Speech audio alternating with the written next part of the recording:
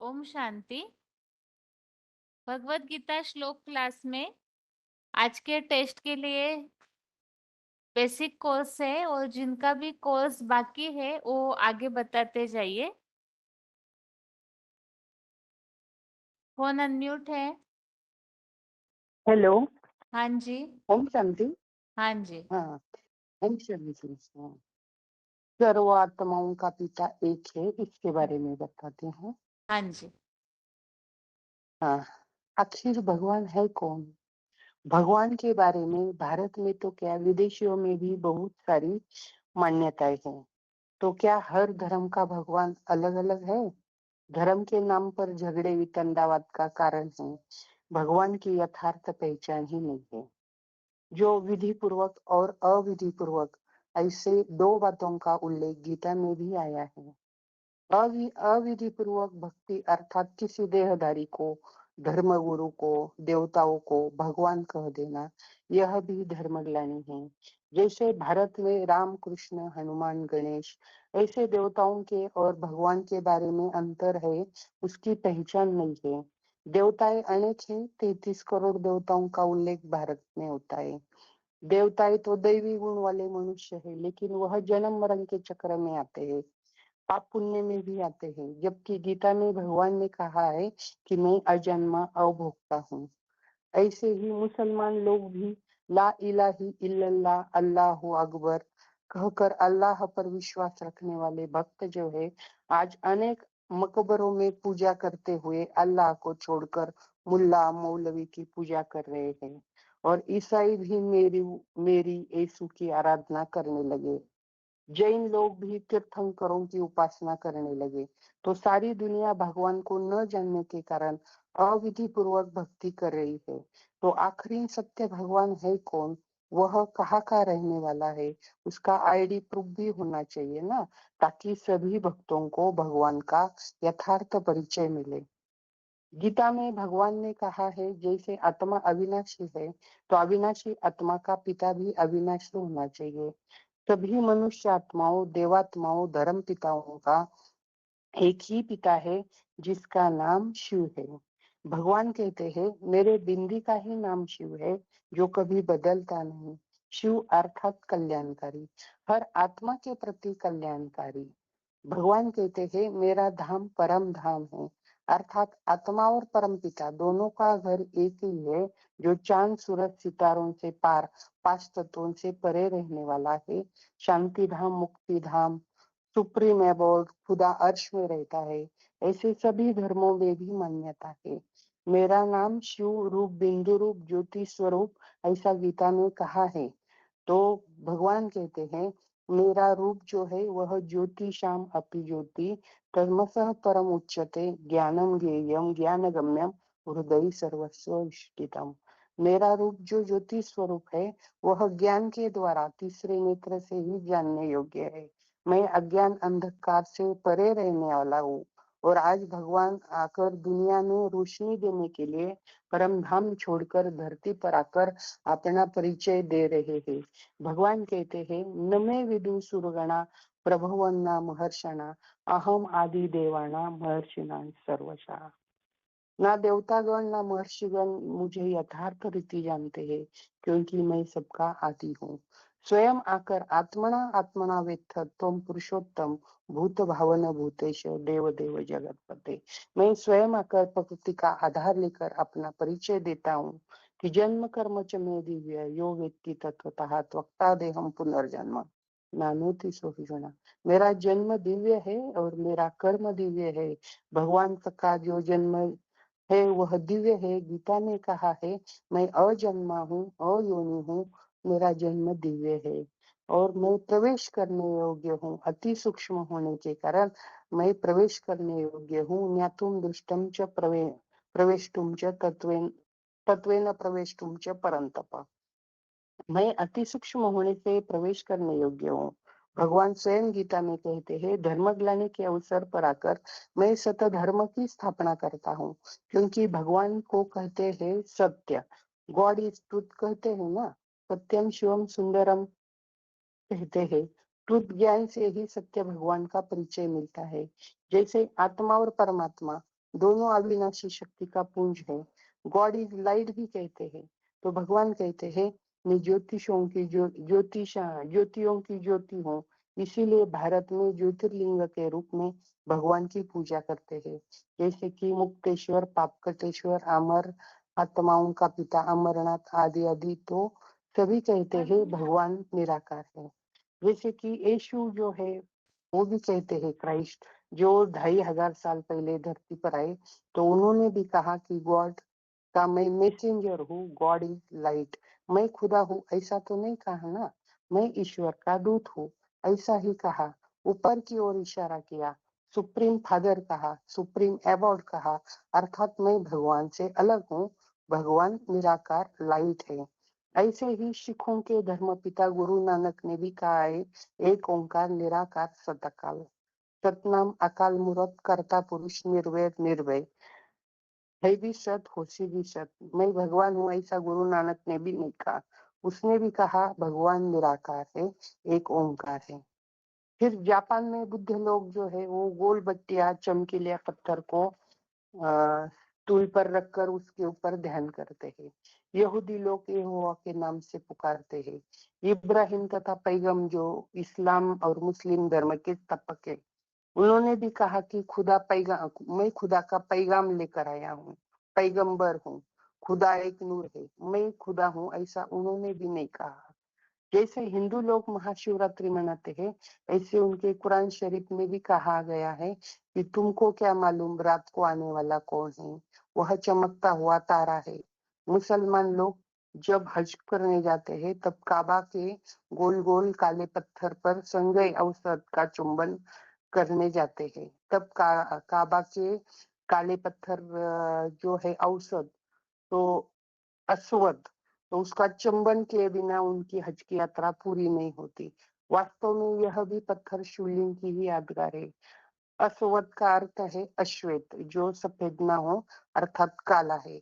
जिस खुदा का जिक्र मुसलमान लोग करते हैं वह शिव के साकार स्वरूप लिंग की यादगार है, अर्थात वह मक्केश्वर के नाम से जाना जाता है। देश विदेश में जितनी भी खुदाइयां हुई वहां शिवलिंग जरूर मिलते हैं। और भारत में भी राम ने रामेश्वरम में, तो कृष्ण ने गोपेश्वरम में शिवलिंग की पूजा की है। दुनिया में रामकृष्ण को भगवान समझने वाले को देवता और भगवान का अंतर समझना चाहिए।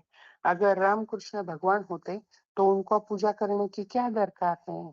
रामकृष्ण तो जन्म मरण के सुख दुख के चक्र में आने वाली देवता है। भगवान को भगवान को कहा जाता है अमरनाथ। सब धर्म वाले भगवान को निराकार ज्योति स्वरूप को ही मानते हैं। रामकृष्ण ने भी ज्योतिर्लिंग की ही पूजा की है। फिर कहते हैं सबका मालिक एक है।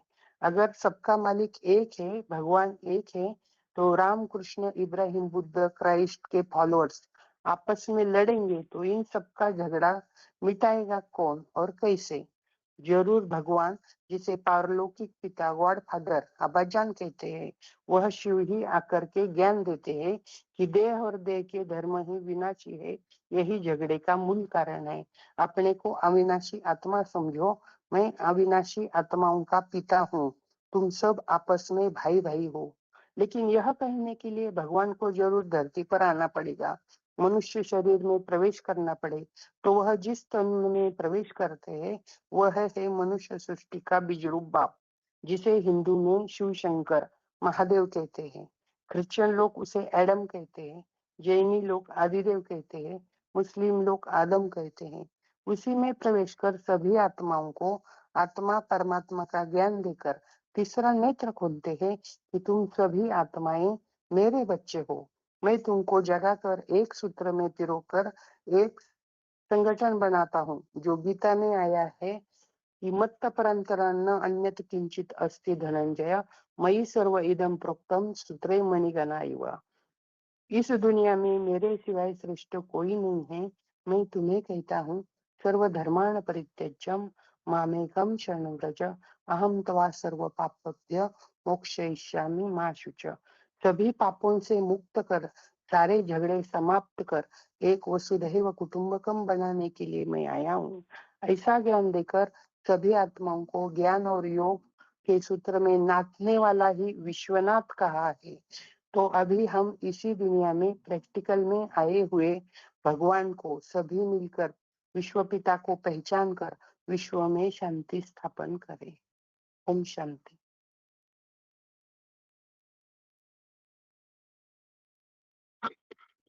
हेलो। हाँ जी मतलब आगे बताइए, अगला फोन अनम्यूट है। हेलो। हाँ जी हेलो जी। बोलिए हेलो। बोलिए माता जी। ओम शांति। हाँ जी 26429 रोल नंबर बहन जी। हाँ जी राजयोग का बताई। हाँ जी। अभी तक के राजयोग क्लासेस में संसार। जिन्होंने एक बार भी कोर्स नहीं बताया है वो हाथ उठाइए। ज्यादातर हाथ जो हमेशा बता रहे हैं उन्हीं के उठे हुए हैं। जिन्होंने कभी भी बताया नहीं हेलो। है, अगर ऐसे कोई ज्वाइन है तो हाथ उठाइए। माता जी आप बताइए, आप शुरू कीजिए बताना। हाँ हाँ हाँ हाँ मैं बता रही हूँ जी। राजयोग का बताई। हाँ जी हेलो। हाँ राजयोग का बताई। जो संसार में अनेक प्रकार योग प्रसिद्ध है ना। जो भक्ति मार्ग में तो कर्म योग, ज्ञान योग, हठ योग, राजयोग आदि कितना प्रकार योग होता है। इससे सर्वश्रेष्ठ योग कहाँ से बना। सर्वश्रेष्ठ योग है राजयोग। परम पिता परमात्मा आकर हमको राजयोग सिखाते हैं। राजयोग अर्थात राजयोग हमको अष्ट शक्तियां भी मिलते हैं। राजयोग का रहस्य भरा आनंद का योग है। सुख शांति आनंद प्रेम सब कुछ राजयोग द्वारा हमको मिलता है। परमात्मा शिव जो योग सिखाते हैं अपितु सरल शब्द के याद करना है। जो याद करने स्वाभाविक सरल स्वभाव में याद करना है हमको सर्वशक्ति प्राप्त होता है। ये राजयोग नौका दुई में अच्छे राजयोग राजविद्या राजगृह इदम उत्तम प्रत्यक्ष बगम धर्म्यम सुसुखम कर्तव्यम में राजयोग द्वारा आमको किसी सर्वशक्ति मिलता है। अनेक प्रकार योग तो करते हैं। जो अमृत बेला में जो ब्रह्म मुहूर्त में उठ की जो याद श्रेष्ठ याद करते हैं ये हमको बहुत शांत आता है। शुद्ध अशुद्ध समय रहता ना इससे हमको शांत आता है। जितना हमें जागृत होते हैं उतना हमको राजयोग का आनंद प्रेम मिलता है। आनंद प्रेम मिलता है। शरीर में जो बीमार होता है क्यों बीमार होता है। मन कमजोरी हो जाते तो शरीर शरीर में बीमार होता है। दिव्य गुणों का कम हो जाता है। परम पिता का याद बा गुण कोई धारण नहीं होता है। ईश्वरीय ज्ञान जितना तुम धारण करते हैं इतना तुमको शक्ति मिलता है। तापर जो अष्ट शक्ति का सहनशीलता समानता सहनशीलता हो जो आते बुरे कर्म करते हैं सब कुछ सहन करता है। मात्रा पश्यन्तु कौन्तेय शीतेषु सुख दुखेषु आगमा अपि अनित्या तनतीति क्षर भाव। हे कुंती पुत्र इंद्रिया के विषय में तो सर्दी गर्मी दुख सुख सब कुछ सहन करना है। इससे जो योगी सहन करना है तो उनकी स्वर्ग प्राप्ति होता है। तापर सहनशीलता गला सहनशीलता शक्ति तापर समानता शक्ति। समानता शक्ति है सुहृन्न मित्र युद्धस्तेन मध्य शतदृष्टिम बंधु से साधुषु अपि च पापेषु समबुद्धि विशिष्यते। अर्थात स्नेही मित्र शत्रु उदासीन मध्य में दृश्य तो बंधुजनों के इंडिया के साधना साधु और पापिया के भी समान देखता है। ऐसे ऐसे जोगी वाला विशेष मान गया है। ऐसे विशेष मान गया है। जो जो जोगी है तो शत्रु मित्र जितना शत्रु मित्र सबको संभाव भावना है, संभाव भावना है, और सबको भाई भाई में आत्मा का स्थिति में रह भाई भाई में देखना है।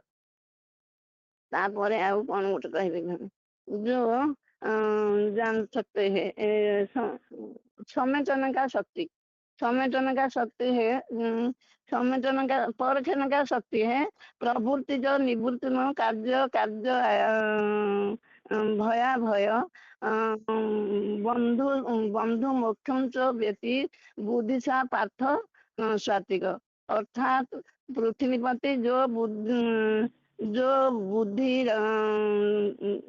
जो बुद्धि समझे देश और काल का अनुसार कर्म लगाने के तो कृत कार्य अकार्य के भय और निर्भयता की तथा दैविक संपर्क भौतिक दुख में इच्छा है तो मुक्ति हो जाता है। ऐसे सच्ची गीता एडवांस ज्ञान द्वारा जानता वह सत्य गुणी जोग है। ये राजयोग हूँ सत्यता माने सबू जोग ठू ये राजयोग हूँ आमर श्रेष्ठ जोग। राजयोग करने की हमको सर्वशक्तिमान मिलता है। राजयोग द्वारा हमको अष्ट शक्तियां मिलता है, सुख शांति प्रेम मिलता है। ये सब सारे दृढ़ता रूप में राजयोग को अभ्यास करना है। परमात्मा परम पिता सत्य हमको मिल जाता है। इससे राजयोग द्वारा अपना परिवर्तन होता है और विश्व को भी परिवर्तन करता है। ओम शांति रंजी एति बताई। Hello hello. ठीक है, हाँ जी माता जी, ठीक है। हाँ आगे बताइए, अगला कौन अनम्यूट है? हाँ ओम शांति दीदी। हाँ आत्मा का है एक कोर्स बताना चाहती हूँ। आत्मा का कोर्स तो पिछले बार हेलो। बता दिए, अगला बताइए अब।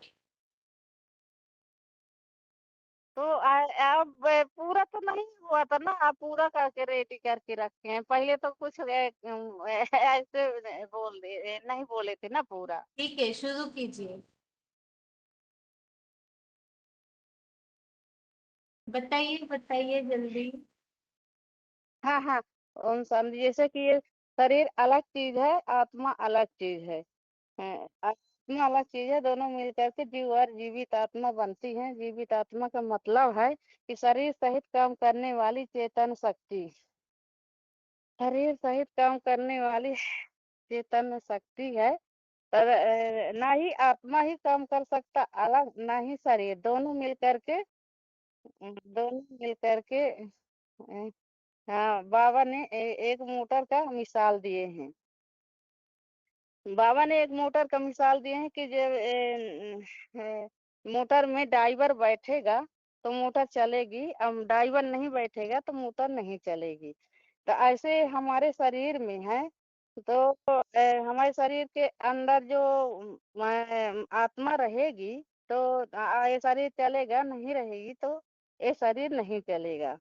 तो ऐसा माना आत्मा का ही गीता में आया है ना श्लोक कि नैनन छिन्दन्ति शस्त्राणि नैनन दैति पावका न चैनन क्लेदन्ति आपन शोषक मारुता।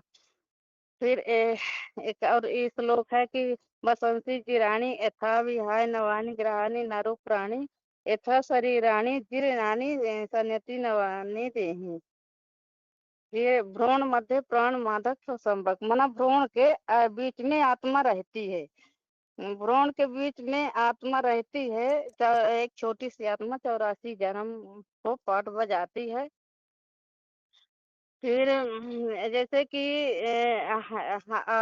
हवा है तो फूल को सुगंध लेकर के चली जाती है। फिर ये हमारे मन बुद्धि संस्कार जो है, मन बुद्धि के संस्कार के जो आत्मा है तो वो हमारे मन आत्मा निकल जाती है मन बुद्धि संस्कार को लेकर के। फिर एक भाई ने कहा कि आत्मा वायु है, वायु नहीं है, वायु नहीं, पृथ्वी जल वायु अग्नि आकाश ये 5 तत्व हैं, 5000 तत्व हैं। 5 तत्व के बने शरीर से 5 तत्व के बने शरीर से आत्मा निकल जाती है तो फिर 5 तत्व रह जाते हैं। वो ही जड़ तत्व है, मिट्टी में दबाया जाता, अग्नि में जलाया जाता है। अग्नि में जलाया जाता है, लेकिन आत्मा उनसे अलग क्या चीज है? वह मन बुद्धि स्वरूप अति सूक्ष्म ज्योतिबिंदी, अति सूक्ष्म ज्योतिबिंदी, जिसको गीता में कहा गया है कि अणुरणि अंशम मनुष्य मरेतु। गीता में 8 का नाम, अर्थात आत्मा अणु से अणु है, लेकिन ज्योति मार्ग है। उन मन बुद्धि रूपी चैतन्य अणु में अनेक जन्मों का संस्कार भरे हुए हैं। मन बुद्धि को आत्मा कहा जाता है। वेद के एक ऋचा में बात आई है, मन रेव आत्मा, मन को ही आत्मा कहा जाता है। आदमी जब शरीर छोड़ता है तो ऐसे थोड़ी कहा जाता है कि मन बुद्धि रह गई, आत्मा चली गई। आत्मा चली गई, लेकिन मन बुद्धि की जो चेतन शक्ति है वो चली गई। फिर मन बुद्धि की शक्ति चली गई। मन बुद्धि को जो पावर है, वास्तव में उसका नाम दूसरा आत्मा है। आत्मा है। मन बुद्धि में इस जन्म के अन्य अपूर्व जन्मों के संस्कार भरे हुए हैं। संस्कार का मतलब है, पूछे अच्छे बुरे जो कर्म किए जाते हैं, अच्छे बुरे कर्म किए जाते हैं, उन कर्मों का प्रभाव बैठ जाता है। उनको कहते हैं संस्कार। जैसे किसी परिवार में बच्चा पैदा हुआ तो कसाईयों का परिवार है। बचपन से गाय काटी जाती है तो बचपन से गाय काटी जाती है तो वो जो देखेगा तो वही काम करेगा। बड़ा होगा तो पूछा जाए कि आपके घर में गाय काटी जाती है तो क्या आप गाय काटते हो? बड़ा बड़ा बड़ा पाप होता है। तो वो क्या मानेगा? उसके तो पक्के संस्कार बैठ जाएंगे, क्योंकि पक्के संस्कार बैठ जाएंगे। वो पक्के संस्कार उसके बैठ जाएंगे। थोड़ा भूलता मुझे आप फिर उसका तीसरा नाम, ये संस्कार का मतलब है कि तीसरा ये चीज है जो मन बुद्धि संस्कार की शक्ति, जो शक्तियों से आत्मा बनती है। ओम शांति दीदी। और कल फिर बताएंगे वो 3 लोग का। ठीक है माता जी, आगे बताइए माता जी। ठीक है। आगे बताइए, जिनका टीमा नाम लिखा है जिनका। हाँ जी दीदी, ओम शांति। Roll number? रोल नंबर 28-3-23 है दीदी, मधुबन मानसा। हाँ जी, बताइए माता जी। दीदी मैंने अभी अभी ज्वाइन किया है, अभी हफ्ता भी नहीं हुआ मेरे आत्मा को। का कोर्स बता पाते हैं? नहीं दीदी, अभी मैं कोर्स दरअसल के अभी अभी ज्वाइन किया है मैंने, क्लासेस वगैरह। अच्छा। हाँ जी, आजकल मैंने हाथ उठाया था सुबह अमृत वेले में क्लास में, तो मेरा नाम अनाउंस हुआ था, लेकिन मैं पॉइंट नहीं सुना पाई। अच्छा, हाँ जी दीदी। ठीक तो है। मैं आगे कोर्स बता पाएंगे? हाँ जी दीदी। बताइए। आत्मा और परमात्मा का, आत्मा अलग है और परमात्मा अलग है। कहते हैं ना, आत्मा परमात्मा अलग रहे बहुकाल। तो मेरे को थोड़ा थोड़ा ही आता है दीदी, अभी अभी मैंने शुरू किया है। ठीक है, प्रैक्टिस कीजिएगा। अभी जो माता सुना रहे सुन लीजिएगा, फिर हाँ जी। बताइएगा बाद में। ठीक हाँ है? जी। हाँ जी ठीक। ठीक है दीदी। ओम शांति दीदी। हाँ जी, आगे बताइए। 28287। दीदी ओम हाँ जी शांति। बताइए। अ, आज मैं शिव शंकर के अंतर बताऊंगी। हाँ जी। वो शिव और शंकर को जो भक्ति मार्ग में जो एक ही नाम जोड़ा दिया है, एक ही माना जाता है, परंतु ये शिव और शंकर में अलग ही भिन्नता है। ये पर्सनालिटी एक है, फिर भी वो आत्मा अलग अलग है। जैसे अलग नहीं होता, तो जैसे हम शंकर के शिव के मंदिर में जाते हैं तो शंकर को तो मतलब ध्यान मग्न अवस्था में देखने में मिलता है, और फिर शिवलिंग बीच में रखा जाता है, और एक ही होता तो फिर वो दो मूर्ति भी नहीं होना चाहिए। और जो शंकर ध्यान में बैठता है तो फिर किसका ध्यान करता है? वो कि उससे ऊपर कोई होगा उसी का तो ध्यान करता है। और अन्य सभी देवी देवताओं के मूर्ति के बीच में जो शंकर का मूर्ति रखा जाता है, और फिर शिव को बीच में रखा जाता है, तो इसमें तो कोई अंतर होगा ना। तो वो शिव कौन है और शंकर कौन है? शिव है, जो शिव को जो नाम है वो सदा सतचित आनंद स्वरूप है, जो परम धाम में रहने वाला है, उसका नाम ही है। वो जन्म मरण के चक्र से रहित है, वो भगवान है। और वो जन्म मरण में नहीं आता है, जैसे अन्य आत्मा 500-700 करोड़ जितना भी आत्मा है वो सब जन्म मरण के चक्र में आने वाली आत्मा है, परंतु शिव अजन्मा है। वो कोई माता के गर्भ से जन्म नहीं लेता है, और वो सदा परमधाम निवासी है, और शंकर है कैलाशवासी। और जैसे शिव शंकर एक ही होता तो ऐसे अंतर नहीं होता। जैसे शिव का मंदिर कहते हैं, शंकर मंदिर नहीं कहा जाता है, और शिव नेत्र कहते हैं, शंकर नेत्र नहीं कहा जाता है। शंकर के जैसे अन्य देवताओं के जैसे ही दो नेत्र होता है, परंतु शंकर के मस्तक में जो नेत्र दिखाया हुआ है उसको खड़ा हुआ दिखाता है, और उसको शिव नेत्र बोला जाता है। तो अब शंकर के शरीर में है, फिर भी शिव नेत्र कहने का यह अर्थ है कि वो शिव जब इस सृष्टि पर आता है तो वो शंकर के शरीर का आधार लेता है, उसमें प्रवेश करता है, इसीलिए ऐसे नेत्र दिखाया गया है। और जैसे शिव पुराण कहते हैं, शंकर पुराण नहीं कहते हैं। शिव मंदिर कहते हैं, शंकर मंदिर नहीं, और शिवलिंग कहते हैं, शंकर लिंग नहीं कहा जाता है। तो ये दोनों में भिन्नता है, और फिर जो दोनों में यह अंतर है, और इनके नाम के अनुसार काम भी, इनका कर्तव्य में भी अंतर है। जैसे शिव सदा कल्याणकारी है, और शंकर को विनाशकारी माना जाता है। तो ऐसा अंतर है, फिर भी इन दोनों को एक ही नाम में क्यों मतलब समाया जाता है, क्यों एक ही नाम दिया जाता है? शिव शंकर एक ही है ऐसे क्यों कहते हैं? तो जो परमपिता परमात्मा शिव जो परमधाम निवासी है, जो यह इस सृष्टि पर आता है, तो वही शंकर का शरीर का आधार लेता है। और वो शंकर शिव के ज्ञान में इतना लवलीन हो जाता है, वो शिव समान, लवलीन माने मतलब शिव समान स्टेज को धारण करता है। वो शिव को निरंतर याद करते हैं, इसीलिए वो यादगार जो चीज हर मतलब खुदाइयों में मिलती है, वो हमेशा निराकारी स्टेज में वो शिव को याद करता रहता है। और जब वो संपन्न बन जाता है, शिव समान बन जाता है, तो उसी को ज्ञान सागर कहा जाता है। ज्ञान सागर माने जैसे शिव को तो ज्ञान सागर नहीं कहा जाता है, क्योंकि शिव तो ज्ञान सूर्य है। वो जो ज्ञान सागर क्या होता है, वो सदा धरती से अटैच रहता है, परंतु ज्ञान सूर्य धरती से डिटेच रहता है। और सागर में रतन भी होता है, और फिर कीचड़ भी होता है, परंतु वो ज्ञान सूर्य को वह किसी का अटैचमेंट नहीं लगता है, इसलिए वो ज्ञान सूर्य है। और वो जो ज्ञान सूर्य में जितना ज्ञान है, और वो शंकर वो सारे ज्ञान को वो धारण करता है, इसीलिए उसको ज्ञान सागर कहा जाता है। इसीलिए कहते हैं ना, कह रहे सब धरती कागज करो, कलम करो बन रहा है, 7 समुद्र मसी करो, फिर भी गुरुगुण लिखा न जाए। मतलब वो ऐसा ज्ञान सागर बन जाता है, उसमें उसको कोई मतलब जितना समुद्र, सारा समुद्र को मसी कराए, फिर भी उसका गुण लिखा नहीं जाता है। जितना शिव में ज्ञान है, वो सब ज्ञान वो में धारण हो जाता है, इसीलिए उसको ज्ञान सागर कहा जाता है। और ये साकार निराकार, ये दोनों द्वारा ही ये सृष्टि की सृजन होती है, इसीलिए वो शिव समान बन जाता है। तो शिव में जितना ज्ञान है वो पूरा धारण करता है, और सबको बांटने का काम करता है। इसीलिए कहावत भी है ना, कह रहे दाता एक राम, भिखारी सारी दुनिया। तो वो सारी दुनिया आज भिखारी, मतलब ये कोई स्थूल धन की बात नहीं है, ये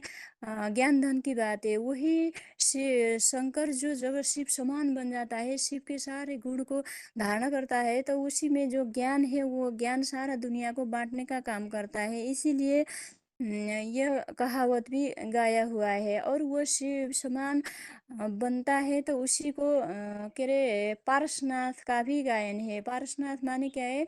जैसे पारस कोई पत्थर नहीं, पत्थर का गायन नहीं है, कोई पत्थर ऐसे सोना बन जाए ऐसा तो नहीं है। वही जो शंकर जब शिव समान गुण धारण करता है, और वही जो शिव में जो गुण है, उसमें वो सारा गुण आ जाता है। इसीलिए ये पारस पत्थर जो जिसके संपर्क में आओ, वो ऐसे ज्ञान का ऐसा चमकदार बन जाता है।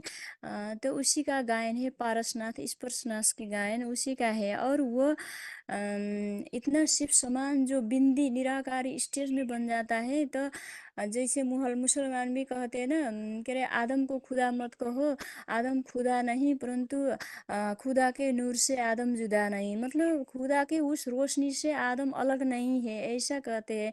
तो वो शिव समान बनता है, शिव में जितना गुण है वो सब धारण कर जाता है। जैसे स्कूल में भी स्टूडेंट होते हैं तो अव्वल नंबर के स्टूडेंट भी होते हैं ना, कोई टीचर समान ही जानने वाला भी होता है, परंतु टीचर तो नहीं होता है, वो बाप बाप बेटे में जैसे अंतर है वैसे टीचर और स्टूडेंट में अंतर तो रहता है। वो फिर भी उतना समान बन जाता है। और वो निराकार में जितना गुण है वो सारा गुण धारण कर जाता है, शिव समान बन जाता है। और इसीलिए और ये भी बोलते हैं जैसे गुरु गोविंद दोहु खड़े किसके लाऊ पाए, बलिहारी गुरु आपकी जो गोविंद दियो बताए। मतलब वही जो निराकार में जो ज्ञान है वो आकार साकार का परिचय देता है, और वो निराकार का ज्ञान साकार से सारी दुनिया को बांटने का काम करता है। इसीलिए ये निराकार और साकार को एक ही मिला दिया है। और जो निराकार के सिर्फ याद करने से भी किसी का सदगति नहीं होता, और फिर ये साकार के याद करने से भी किसी का सदगति नहीं होता है। वो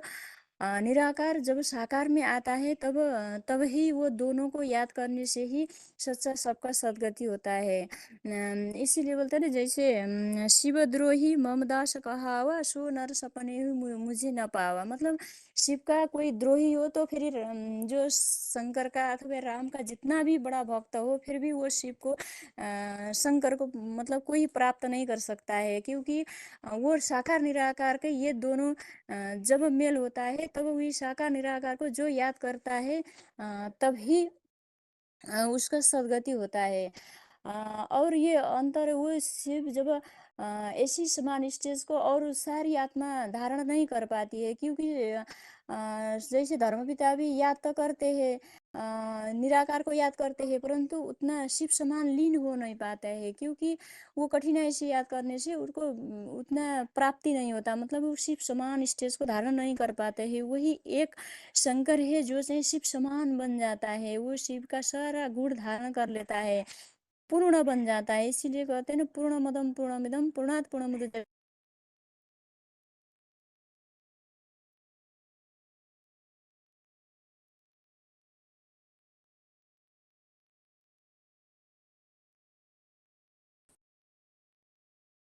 आगे बताइए, अगला फोन अनम्यूट है।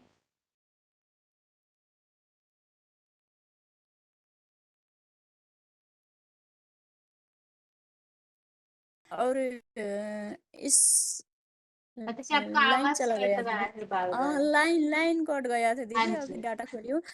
वो जो दो आत्मा है, जो एक क्षर है और एक अक्षर है। तो वो जो अक्षर जो क्षर आत्मा है और फिर वो ऐसे अक्षर बन जाता है, तो उसी का गायन है। जैसे उसको कहते हैं परमात्मा इति उदाहृत अभी कहते हैं। और फिर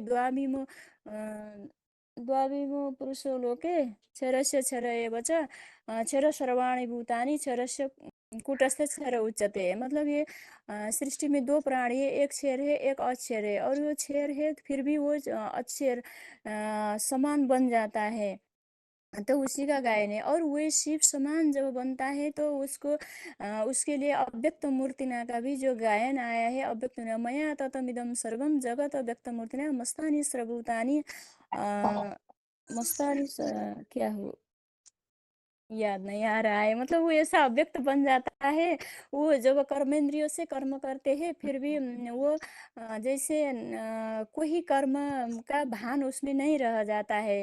वो जैसे बिनु पग चले सुने बिनु कान, ऐसे जैसे कान होते हुए आंखें होते हुए भी वो कर्म करते हैं फिर भी उसका असर उसमें कोई नहीं पड़ता है। इसीलिए अव्यक्त मूर्ति ना, मतलब मूर्ति तो है फिर भी वो अव्यक्त बन जाता है, ऐसे निराकारी स्टेज में पहुंच जाता है। इसीलिए शिव के साथ ही शंकर का नाम ही जुड़ा जाता है, और 500-700 करोड़ आत्मा में किसी का नाम शिव के साथ जुड़ा नहीं जाता है। ये अंतर होते हुए भी, ये दुई आत्मा होते हुए भी फिर एक समान जब बन जाता है, जब बिंदी बन जाता है, निराकार स्टेज को प्राप्त करता है, तो वही अव्यक्त मूर्ति ना, वही अव्यक्त मूर्ति द्वारा ही सारा सृष्टि का भी सृजन होता है और सारा अंत में कल्पांत काल में वही फिर सारे सृष्टि उसी में समा जाता है। इसीलिए जो कृष्ण भी कहते हैं ना, वास्तव में कृष्ण का नाम, ये कृष्ण क्या है, आकर्षण मूर्ति, जो सारे अंत समय में वही सारी दुनिया को आकर्षण करने वाला वही बनता है और सारी दुनिया को खींच के वो परम धाम की ओर ले जाता है। जो त्रिमूर्ति में मतलब झाड़ के चित्र में भी दिखाया है ना, वही वही काल, वो काल महाकाल बनता है। इसीलिए महाकाल महामृत्युंजय भी वही शिव शंकर भोले बाबा के नाम पर वही गाया जाता है, जो मृत्यु को भी जीत पाने वाला महाकाल बन जाता है। तो वैसे बन जाता है और जो शिव समान बनता है, तो सारी सृष्टि का बीज भी यही है, वही द्वारा ही सारी सृष्टि का सृजन होता है। और वो परमपिता परमात्मा जो इस सृष्टि पर आते हैं, तो उसी को ही परम ब्रह्म मतलब उसी को आधार बनाकर आता है। वही ऊंचे से ऊंचे पाठधारी है, जो ऊंचे पाठधारी है, तो वो सृष्टि पर आता है, तो वो भी ऊंचे ही पाठधारी को ही पकड़ता है। इसीलिए वो आकर फिर उसको ही पकड़कर उसी को ये सारा ज्ञान देता है और उसी द्वारा ही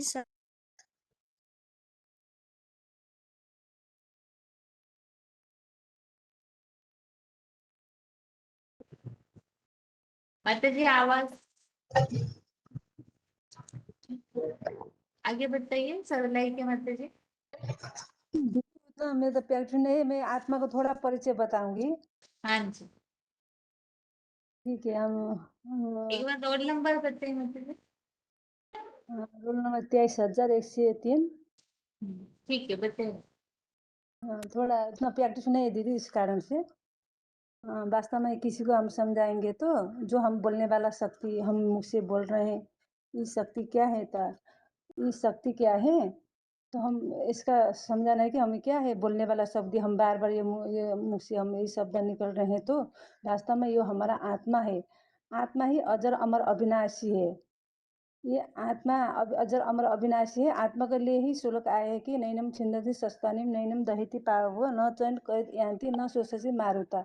ये आत्मा को शस्त्र भी काट नहीं सकते, ये आत्मा को हवा भी सुखा नहीं सकते, आग भी जला नहीं सकते और पानी भी नहीं भिजा सकते।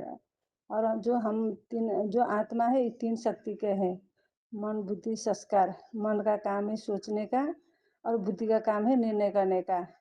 जो हम मन से हम कर्म हम लगातार करें, तो हम मन से लगातार कर्म कर रहे हैं, ये क्या हो गए, संस्कार हो गए। इसके लिए भी, संस्कार के लिए भी जो कोई उदाहरण है कि कोई के घर में 2 बच्चा है, एक अच्छा बच्चा है, एक थोड़ा खराब है। तो हम जो खराब बच्चा से वो क्या करता है, वो चोरी का काम करता है। उसको हम बताएंगे आप ऐसा काम नहीं करना है, तो वो मानेगा नहीं। वो क्या हो गए, तो संस्कार है। और दूसरा भी उदाहरण है कि जैसे हम फूल को देख पाते हैं और फूल को देख पाते हैं, उसका सुगंध देख नहीं पाते हैं, क्योंकि हम जैसे हवा आ जाते हैं तो उसको सुगंध ले जाते हैं। ऐसा ही हम जो आत्मा है इस शरीर से निकल जाते हैं, तो हम लोग क्या ले जाते हैं, संस्कार ले जाते हैं। हाँ, और शरीर अलग है और आत्मा अलग है। शरीर जो शरीर है वो 5 तत्व है, पृथ्वी जल वायु अग्नि आकाश। ये 5 तत्व का शरीर विनाशी है, वो आज है कल नहीं है। जो आत्मा है वो चैतन्य है, वो तो अजर अमर अविनाशी है। ये आत्मा को हम देख नहीं पाते हैं। जैसे कोई हम किसी को हम बोलेंगे तो आपका आत्मा कहाँ है बोलेंगे, तो उसका छाती में दिखाते हैं। तो हम बोलेंगे वो, जैसे हम भारत का एक प्रधानमंत्री था, उसका जो मारने वाला व्यक्ति वो उसने छाती में 27 गोली मारे, वो भी जीवित ही रहे, एक हॉस्पिटल से और दूसरा हॉस्पिटल में जाने का मौका मिले तो हाँ हाँ मिले, तो हमरो आत्मा ही यहाँ की पता चलता है कि हमारा आत्मा है इसमें नहीं रहता है। हाँ, नहीं रहता है थोड़ा। हाँ हाँ सर, नहीं रहता है, ऐसा भी पता चले कि हाँ, जैसे हम ये हार्ट का, तो हम फिर हार्ट का इस अंदर से हार्ट में, हार्ट को तो फिर अंदर चीज भी होता है एक हार्ट को दूसरा हार्ट भी लगाता है। ऐसे ही हमारा आत्मा अंदर नहीं रहता है। हमारा आत्मा कहाँ होता है? भृकुट के बीच में होता है, क्योंकि भृकुट के बीच में ही हम भाई माता जो बिंदी भाई टीका लगाते हैं, माता बिंदी लगाते हैं, उसके ही हमको याद कर हम आत्मा का निशान है। आत्मा इतना सूक्ष्म है, उसका देख भी नहीं सकते हैं। हाँ, आत्मा को देख नहीं सकते हैं। आत्मा इतना सूक्ष्म है, तो गीता में आए हैं कि अड़ु रनिस मनुष्य मरत। आत्मा इतना अड़ु से भी अड़ु है, उस सूक्ष्म ज्योति बिंदु है। इससे अलग शरीर है। शरीर तो वो जड़ है, तो आत्मा तो सूक्ष्म बिंदु है।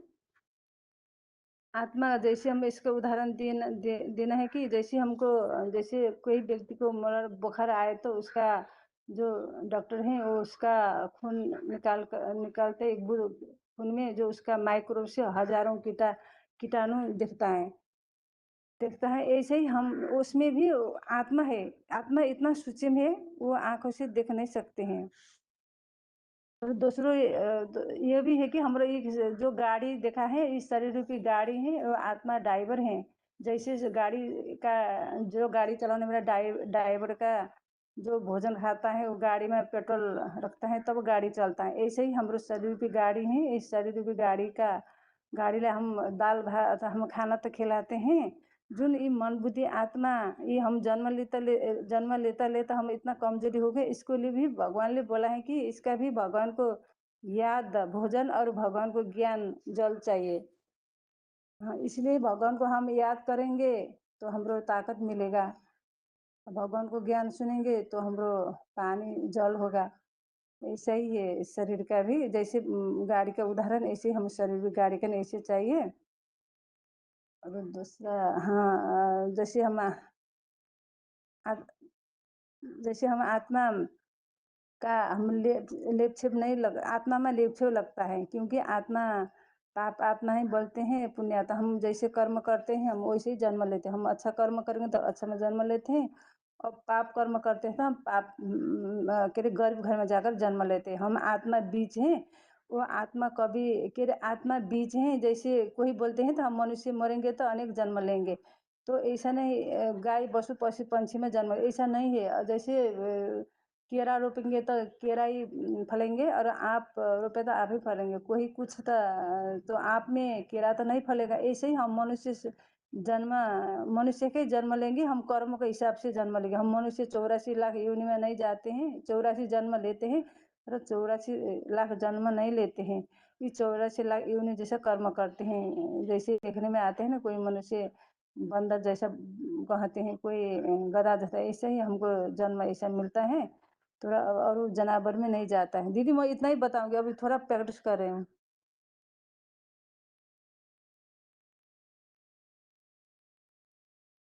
हेलो, हाँ जी माताजी। ठीक है दीदी, मैं प्रैक्टिस कर रही हूँ, थोड़ा बता हाँ दे। जी, हाँ ठीक है करते माताजी, चलेगा। जी हाँ, ठीक है दीदी। हर बार बताइए तो प्रैक्टिस हो। हाँ जी, हाँ जी, ठीक है दीदी। हम्म। आगे बताइए, अगला फोन अनम्यूट है।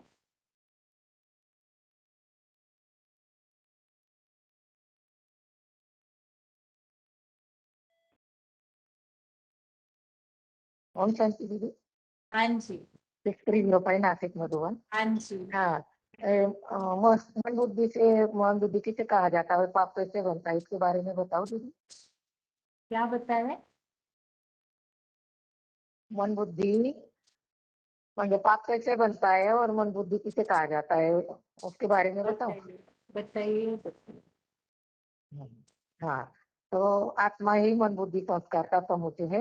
ये आत्मा ही अपने अपने संस्कारों को अगले जन्मों में ले जाती है. तो जो भी पाप पुण्य किया जाता है वो मन बुद्धि में, या तो जो भी संस्कार समाये हुए हैं वो आदतें भी साथ ले जाती है आत्मा. तो शरीर जलकर खत्म हो जाता है, वो आत्मा संस्कार ले जाती है. पाप करने वाली तो जो आत्मा है, जो मन बुद्धि द्वारा ही पाप समाया हुआ रहता है. शरीर तो इंद्रिया है, साधन है, वो तो सुख दुख को भोगती है. तो पाप कैसे कहा जाता है कि गंगा में नहाने से गंगे के पानी से पाप नहीं धुलते हैं. पाप की परिभाषा बताई है कि तीसरे के 36 और 37 में कि कामेषु क्रोधेषु रजोगुण तमोधव.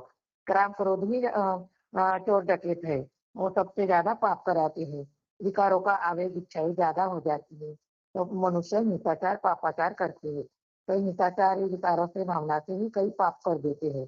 इसके 40 में बताया गया है कि पाप का आश्रय स्थान 10 इंद्रिया और अव्यक्त मन, मन बुद्धि काम विकार का आश्रय स्थान है।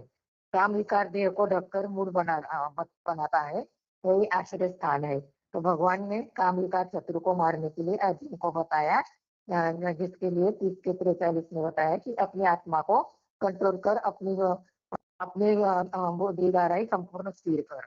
भ्रुकुटी के बीच में ही मन बुद्धि को स्थिर करके काम विकार पर शत्रु को मारना है। तो विकारी भावनाएं ये मन बुद्धि के अंदर समाई हुई है। ये काम इंद्रिया जो है दुखदायी है, बहुत ज्यादा पाप करती है, जिसके लिए बताया गई पापों में आगे कहा गया है।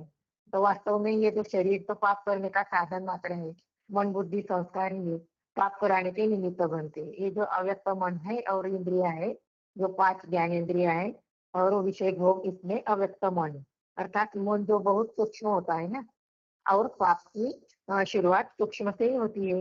पाप की बात पहले वाचा में नहीं, मन के संकल्प में आती है। एक अव्यक्त मन जो है वो सूक्ष्म है और पाप मन से संकल्प में ही शुरू होते हैं।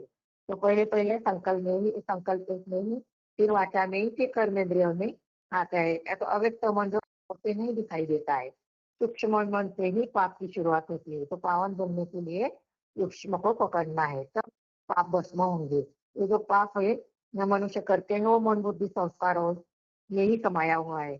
जब शरीर छूट जाता है तो जलकर राख बन जाता है, लेकिन मन बुद्धि सहित जो रील भरी हुई है उसमें अगले जन्म में संस्कार ले जाते हैं। 5 के 7 के और 8 में भी बताया गया है कि जब आत्मा या प्राणवायु शरीर से निकलती है तो जैसे वायु फूलों के सुगंध को ले जाती है, वैसे वैसे आत्मा भी इन देवी 23 तत्वों को साथ ले जाती है, माना आत्मा संस्कार अपने साथ लेकर जाती है। तो मन सहित जो 6 इंद्रियों का संस्कार सीखता है वो मन बुद्धि संस्कारों द्वारा मन बुद्धि संस्कारों का ही समूह की आत्मा है। शरीर को चलाने वाली बैटरी है, तो जब शरीर भस्म हो जाता है आत्मा उसकी बैटरी अगले शरीर धारण कर शरीर रूपी पुतले को चलाती है।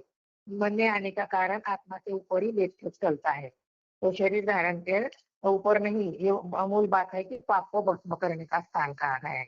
जैसे गंगा में नहाते हैं तो पाप तो नहीं धुलते हैं, पावन नहीं बनते हैं, मन बुद्धि द्वारा, क्योंकि मन बुद्धि संस्कार द्वारा ही पाप बनते हैं, वही निमित्त बनते हैं।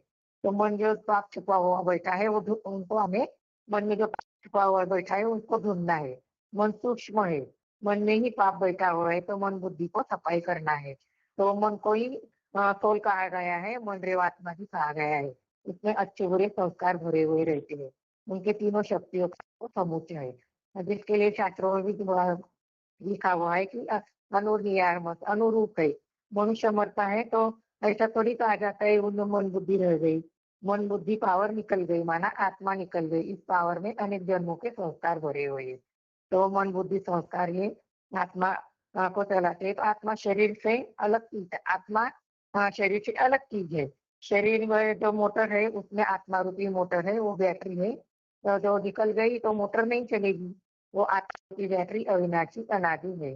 जो शरीर और आत्मा का संबंध क्या है, तो आत्मा का कार्य है आत्मा को शरीर को चलाना, उनमें चैतन्यता होती है। बेसिक में भी बताया गया है 13 के 19 में कि प्रकृति और आत्मा दोनों को भी अनादि जानो। प्रकृति पुरुषम चैव विधि अनादि उभो अति विक्रांत चैव विधि प्रकृति संभवान। ये जो विकार है ये 3 गुणों को भी प्रकृति से उत्पन्न हुआ जान यहाँ बताया गया है। तो देहवान से आए हुए हैं, माना प्रकृति के 5 तत्वों से आकर्षित ये शरीर या 5 तत्वों की उत्पत्ति हुई और विकारों की भावना से देह का उत्पन्न होने लगा।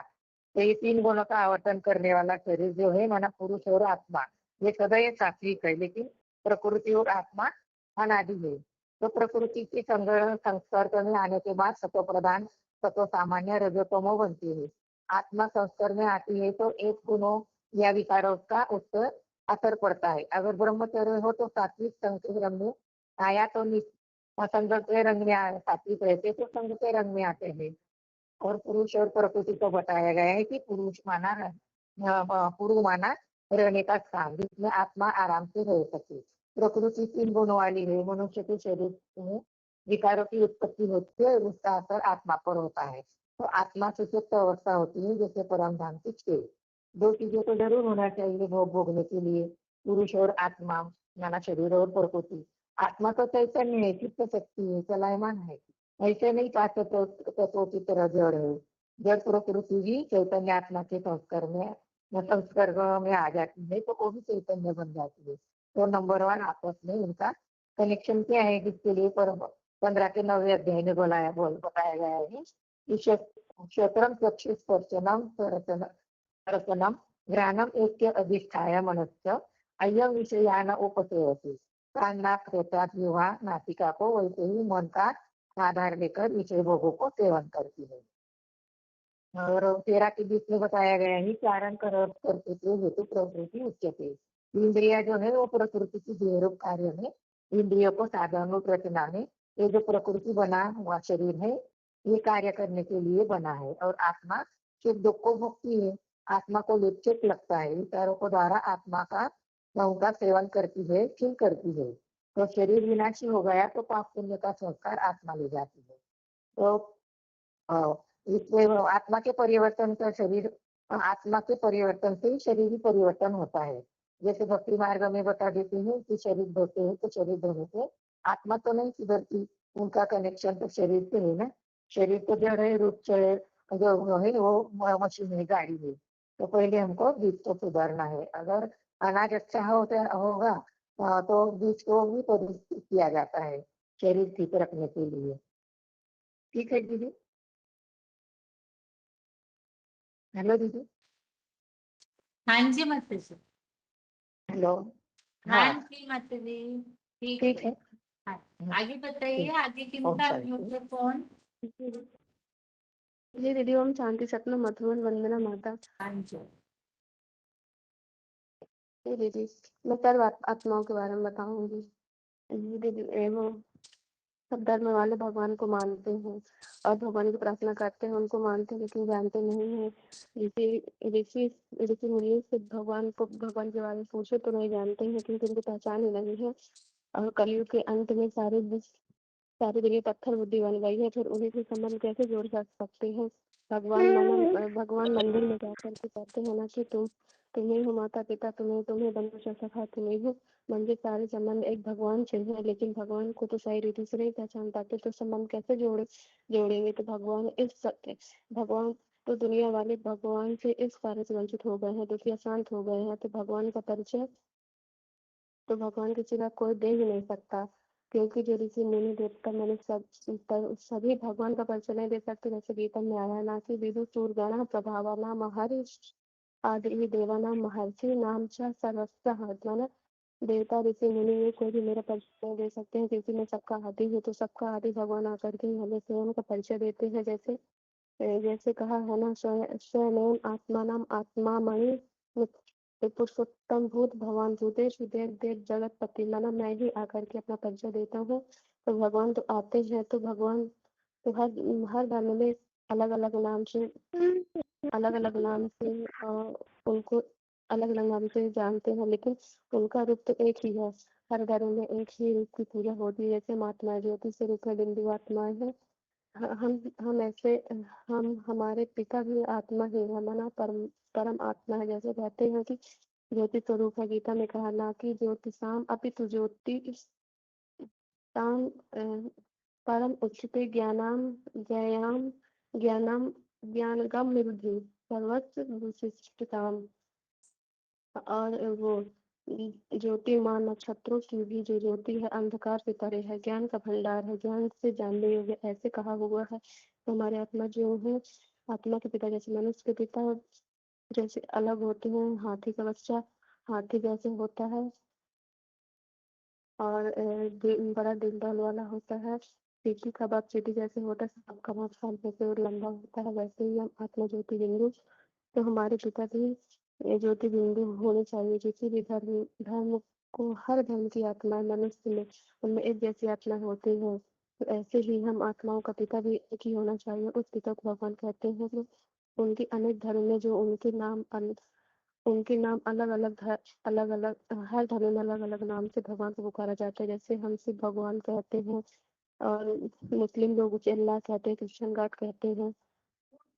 तो एक ही है, माना भगवान एक ही है भगवान, लेकिन नाम अलग-अलग है। इसलिए कहते हैं सबका मालिक एक है। हम माना नाम रूप अलग होने पर भी एक रूप है, ऐसा जो हर धर्म में मान्यता प्राप्त है, जिसे ज्योति स्वरूप कहा जाता है। तो भगवान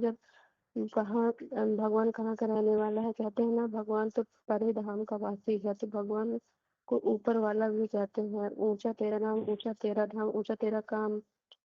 भगवान किस धाम का रहवासी है? तो कहते हैं ना गीता में, न तद्भासते सूर्यो न शशांक न पावक यत् गत्वा न निवर्तन्ते तत् धामम परमम मम। उस परम ब्रह्म लोक का रहने वाला, जहाँ सूर्य चंद्र तारों का प्रकाश तक नहीं पहुंचता, उस लोक का रहने वाला है, परम धाम का निवासी है भगवान। कब आते हैं? तब गीता में कहा है, जब धर्म की ग्लानि होती है, अधर्म फैलता है, जब भी होती है, तब मैं इस धरती पर दिव्य जन्म लेता हूँ। जैसे कहा है, यदा यदा हि धर्मस्य ग्लानिर्भवति भारत अधर्मस्य तद अधर्मस्य तदा आत्मानां सृजाम्यहम्। तो हर धर्म में भी नाम मानते हैं भगवान को किस रूप से, जो वो चित्र में दिखाया गया है। ना तो हिंदू धर्म में मान्यता है रामेश्वर में, गोपेश्वर में, कि जैसे रामेश्वर में दिखाया गया है, राम ने ही शिवलिंग की पूजा की है। तो कहते हैं राम को भी भगवान मानते हैं। राम भगवान तो है, फिर भी भगवान शिव की उपासना कर रहे हैं, शिव की पूजा क्यों कर रहे हैं? क्योंकि राम भी इसी के आगे इसी शिव के आगे शिव के आगे राम का पाठ हिंसा है।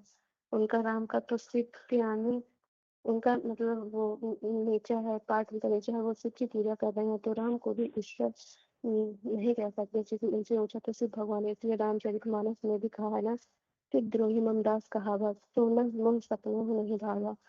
तो जो शिव का द्रोही है, मन राम भक्त बनने का प्रयास करे, तो व्यक्ति मुझे सपने में भी स्वीकार नहीं। ऐसे गोपेश्वर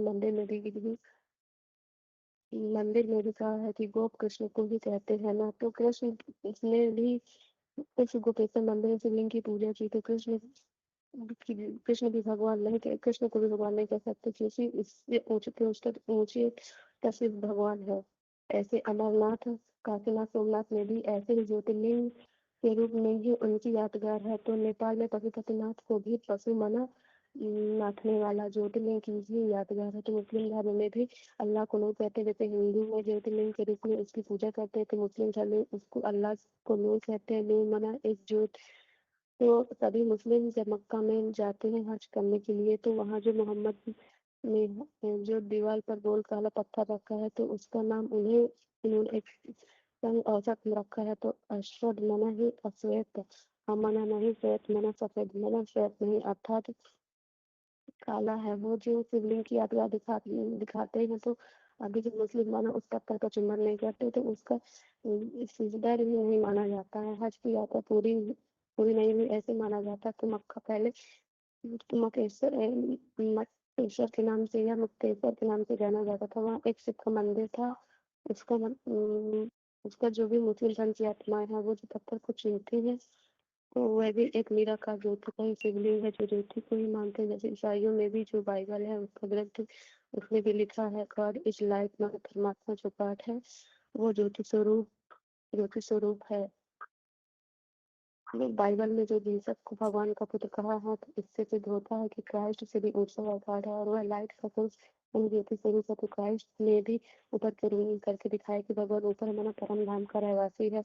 खुद क्राइस्ट खुद इसको भगवान नहीं कहते हैं। ऐसे क्रिश्चियन लोग पहले ही जो यहूदी थे, तो वह अग्नि की पूजा करते थे। पहले अथर्ववेद में भी हम जो अग्नि का उल्लेख माना रुद्र को ही कहा गया है। ऐसे बौद्धिक लोग जो जापान में जो गोल स्टूल के रूप में अपना गोला पत्थर रखते बटिया, उसके ऊपर ही दृष्टि एकाग्र करते हैं, जो निराकार है।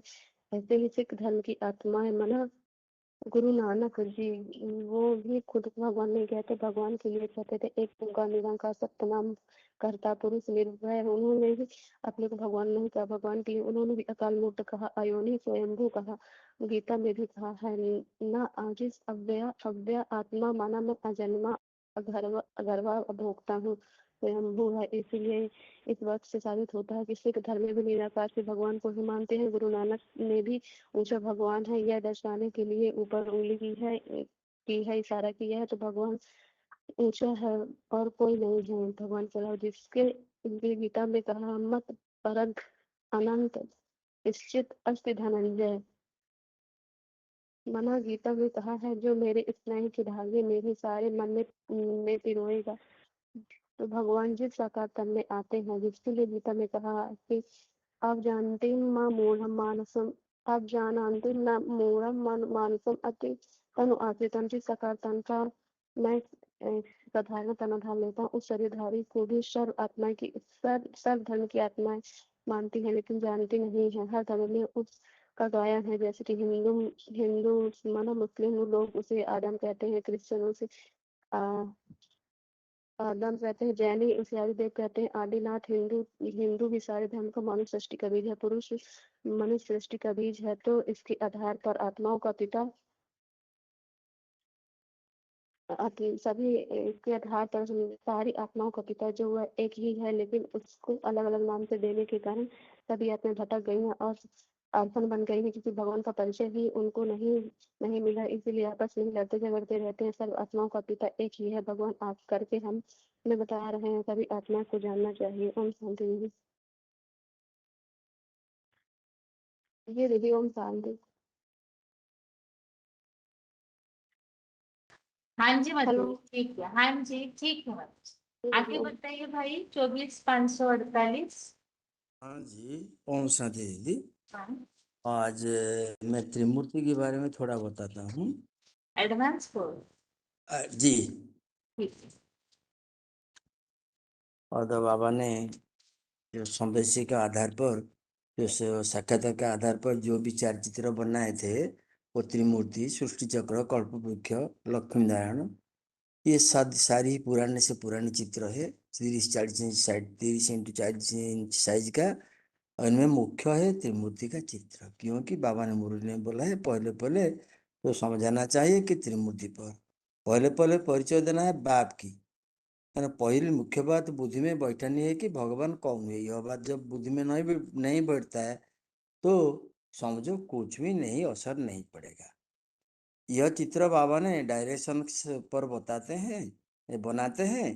पहले पर यह चित्र के अर्थ सहित बना है। चित्र में लिखित भी दिया गया है। अर्थ पर कोई चित्र और अर्थ बगैर कोई चित्र नहीं है। जब तक तुम किसको न समझाए और कोई न समझ सके, समझाने वाला एक बाप नॉलेजफुल है। तो अधिकांश जो बीके समझते हैं कि ये जो एडवांस जो नॉलेज, ये तो सादा सीधा है। बाबा जो मुरली पढ़ाते तो सादा सीधा मुरली, इनको कोई विचार सागर मंथन करने का क्या जरूरत है। जबकि बाबा ने बताया कि एक प्राइमरी नॉलेज है और एक एडवांस नॉलेज जो विशिष्ट नॉलेज है। एक साधारण नॉलेज, सामान्य नॉलेज, एक विशिष्ट नॉलेज। तो बाबा ने बताया था विशिष्ट नॉलेज है। फिर इस पर विचार सागर मंथन नहीं करने से कैसे समझेंगे। अंत में बाबा कहते बेहद के बाप जो कहते बेहद की बात करते हैं। बेहद के बात को तुम बच्चे समझेंगे जो बाबा के महावाक्य को मंथन चिंतन करते हैं। महावाक्य जो मंथन चिंतन करते हैं। बाबा ने डायरेक्शन दिया, बच्चे रोज अमृतल में उठो, त्रिमूर्ति चित्र, लक्ष्मीनारायण चित्र के सामने बैठो, विचार सागर मंथन करो, तो नई पॉइंट आ जाएंगे। मुरली और अव्यक्तवाणी, ये जो एडवांस कोर्स क्या है, मुरली और अव्यक्तवाणी पॉइंट एक वर्षन पर विचार सागर मंथन करने के बाद चित्र में जो लिखित दिया गई है उसमें टॉली करने के बाद जो सार निकलेंगे, जो गहराज प्रकट होता है, वही एडवांस नॉलेज कहा जाता है। विशिष्ट नया ज्ञान यही कहा जाता है। तो त्रिमूर्ति के एडवांस कोर्स में पहले है श्रीमत। तो त्रिमूर्ति चित्र में जो एडवांस नॉलेज दी गई है तो मुख्य बात है श्रीमत। बाबा ने बताया कि श्रीमत क्या है। तो श्रीमत है ब्रह्मा के मुरली मुकर्र तन में जो मुरली चली है और मुरली है और मुरली कही है। ये श्रीमत कहा जाती है। वो संदेशों के द्वारा जो बताई गए उसको वो श्रीमत नहीं कहा जाता है। वो तो उसमें जादू नहीं है, बाबा की मुरली में जादू है। तो मुरली की बाबा बताया कि उसको रिवाइज करना जरूरी है।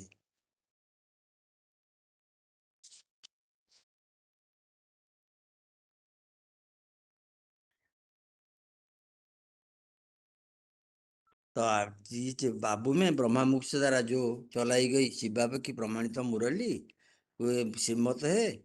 उसको श्रीमत कहा जाता है। श्रीमत है ब्रह्मा थ्रू परमात्मा की। तो हमारी गीता माता अगर डोलजारी दादी में प्रवेश कर प्रत्यक्ष होकर बताते हैं उसको भी, वो भी हमारे लिए माननीय है।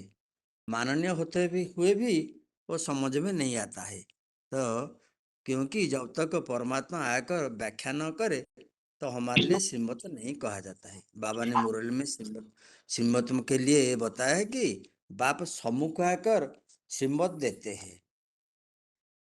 सम्मुख माना मुख के सामने, तो मुख के आकर श्रीमत देते हैं। वो टीचर और सदगुरु रूप में आकर बताता है। इसलिए मुरली ने बोला श्रीमत पर चलना है कदम कदम पर। कदम कदम पर फिर कैसे चलेंगे? जब बाप सामने आएंगे तब तो कदम कदम पर चलेंगे। उसको पूछेंगे फिर चलेंगे। कहेंगे तो चलेंगे। वह तब हो सकता है जब परमात्मा सम्मुख होगा। साकार बाप के अनुपस्थिति में ब्रह्मा कुमार को कुमारियां के किसकी श्रीमत डायरेक्शन में चलना है? ये सीधा जवाब है कि श्रीमत पर चलना है। श्रीमत हमारे मुरली हमारा लाठी है।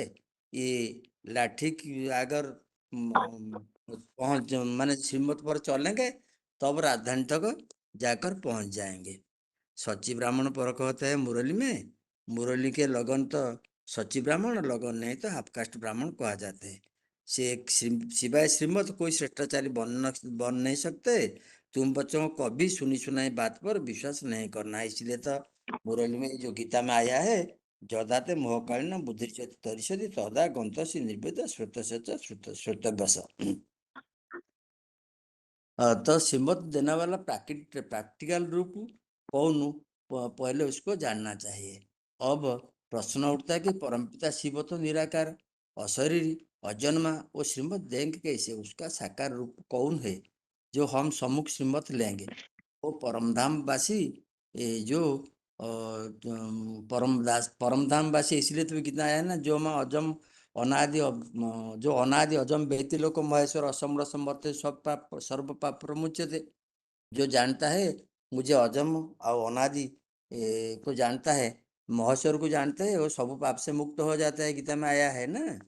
तो और भी बताया है वो तो परम धाम वासी है, तो निराकार है। न तथा भाषे न शशांक न पाप जदगतन निवर्तन तो धाम परम मम, वो तो परम धाम वासी है, निराकार है, अरूप है। तो तीन मूर्ति श्रुति रूप, जो श्रुति रूपी लकीर जो दिखाते हैं ज्योतिर्बिंदु तरफ देखा जाता है, वो तो निराकार है। जिसको आकार और नहीं है वो मत देगा कैसे? तो चित्र तो साकार की होता है। इसलिए मुरली बोला मैं कौन, मैं ज्ञान का सागर हूँ परंतु मैं निराकार हूँ। तो ऊपर बैठे कैसे प्रेरणा से पढ़ाता हूँ। तो ऐसे तो पढ़ाई के भी हो नक्शा है, हो नहीं सकता है। प्रोफेसर घर में बैठ जाए, स्टूडेंट स्कूल में पढ़ाई पढ़ सकते हैं क्या? तो बोला अगर प्रेरणा से ज्ञान योग सिखा लेता तो बाप को इसी गंदी दुनिया में आने का क्या जरूरत है?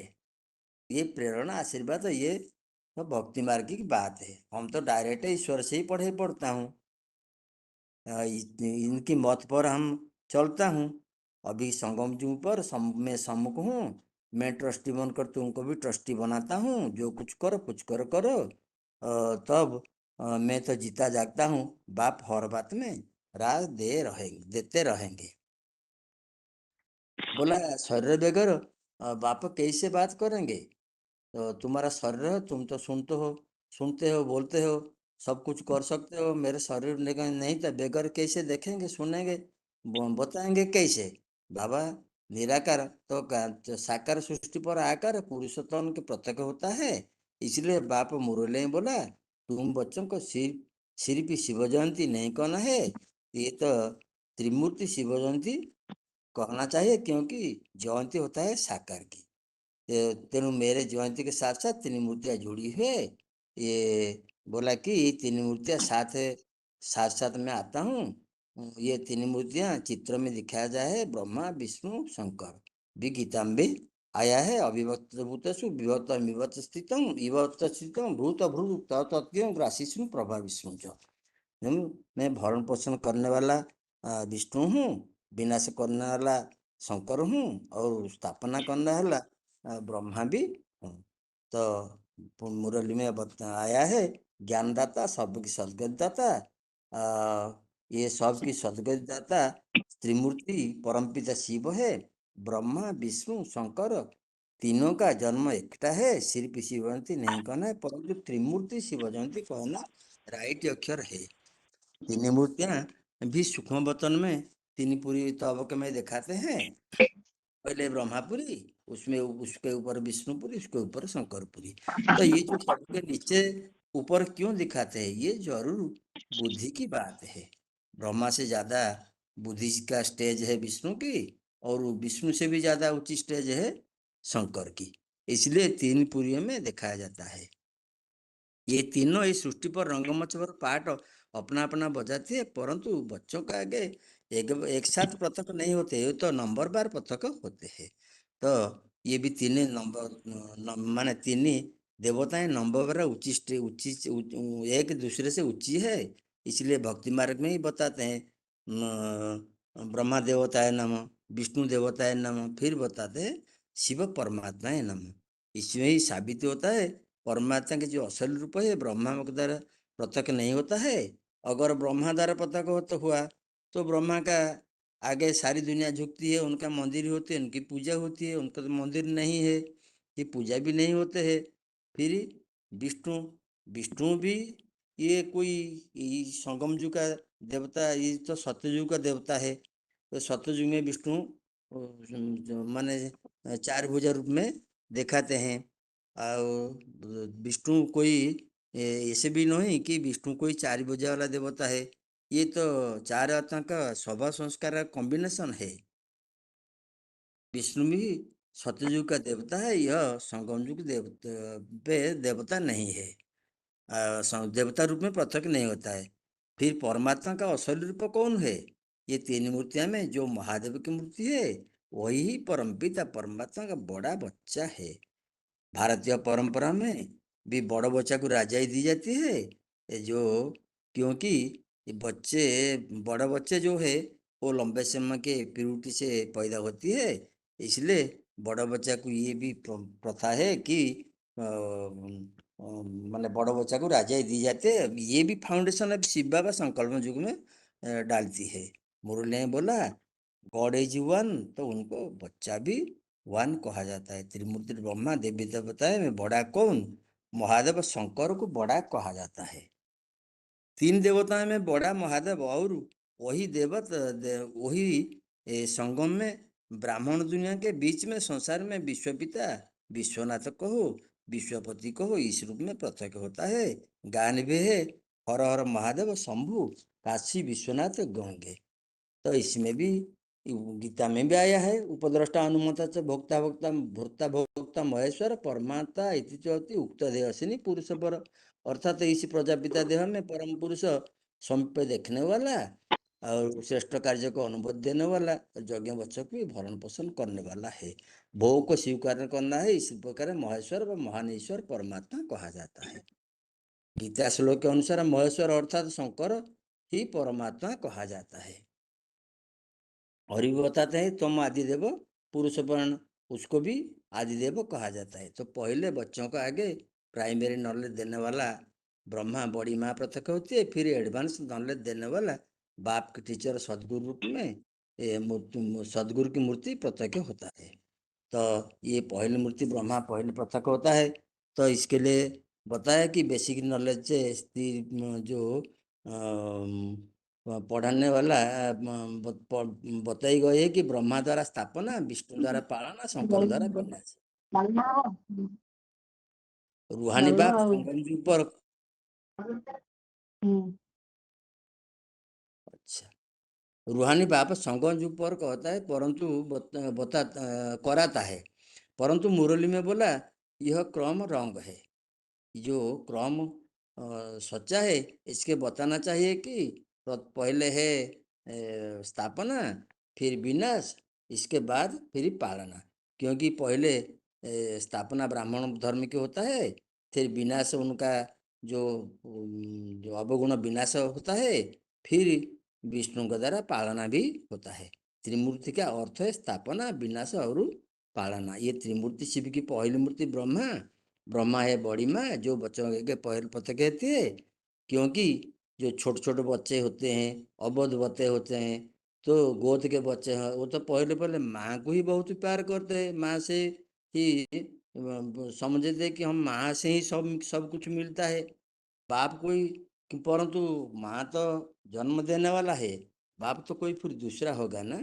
लेकिन जब बच्चे बड़े हो जाते हैं, तब बालिंग बच्चे हो जाते हैं, समझते हैं माँ से वर्षा देने वाला नहीं है, ये वर्षा देने वाला दूसरा कोई बाप भी होता है। तो बच्चों का के पहले पहले माँ की मूर्ति मुरली में बाबा माँ आती है, तो बाबा मुरली में बताए ब्रह्मा से कोई प्राप्ति नहीं है, और वो जन्म मिलता है, प्यार तो मिलता है, लेकिन ईश्वरीय वर्षा प्राप्ति ब्रह्मा से नहीं मिलता है। वर्षा देने वाला बाप होता है। इसलिए मुरली ने बोला, तो मुरली ने पूछा ब्रह्मा के बाप कौन है? मुझे प्रजापिता ब्रह्मा जरूर चाहिए। ब्रह्मा का बाप कौन है, कोई बता सकते हैं? ब्रह्मा को कोई रचने वाला कोई तो होगा ना, जरूर कोई होगा। वो व्यक्ति तो जो यज्ञ का आदि में था, बीच में गुप्त हुई, अंत हो गई, अंत में वो बीज रोपण करने वाला, ज्ञान की बीज रोपण कर ला, ब्रह्मा की बुद्धि रूप पेट से भी बीज बोया था। वो बाप अंत में बच्चों के आगे वर्षा देने के लिए फिर प्रत्यक्ष हो जाता है। उसका दुनिया में शिव शंकर नाम से नामांकित तो किया है। तो जो फिर ब्रह्मा को साक्षात्कार हुआ, जो ब्रह्मा को जो साक्षात्कार हुआ, यज्ञ के आदि में भक्ति एक मिनट, कोर्स ज्यादा लंबा है क्या आपका? क्योंकि एडवांस कोर्स तो कोर्स समय हाँ, लगता है। थोड़ा होगा और आगे ठीक है, बताइए।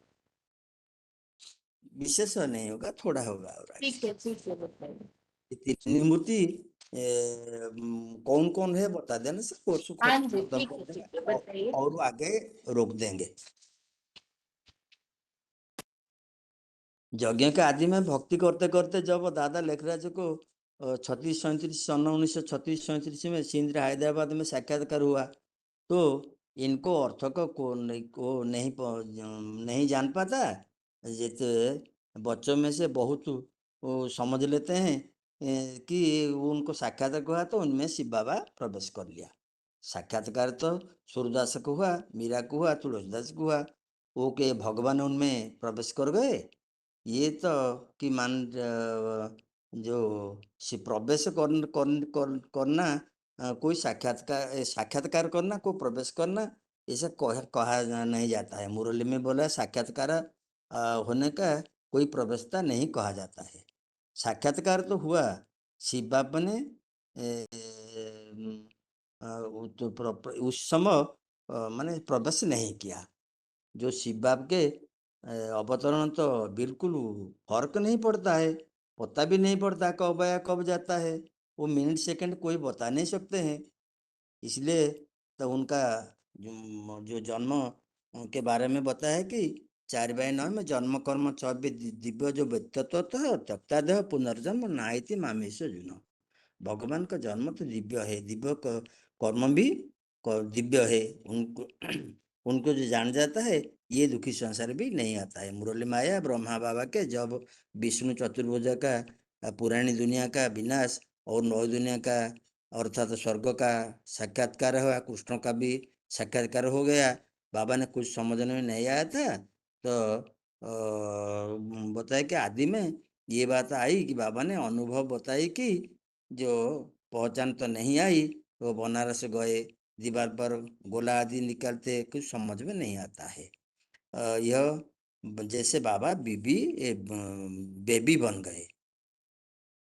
बाबा का तो विनाशकार साक्षात्कार विनाश का साक्षात्कार का भविष्य का एक्यूरेट साक्षात्कार हो गया।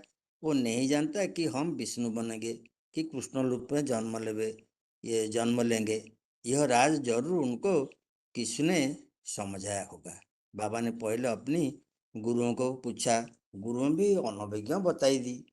तो वाराणसी फिर गए, विद्वान पंडित आचार्य के पास गए, वो भी जो कुछ बताई बाबा के संतुष्ट नहीं आई। तो बाबा ने साक्षात्कार का रहस्य जानने के लिए बहुत उत्कंठा आ गए। तो उनको बाबा को अनुभव हुआ था, बाबा को याद आई उनका जो बाबा जो भागीदार था उनको याद आई।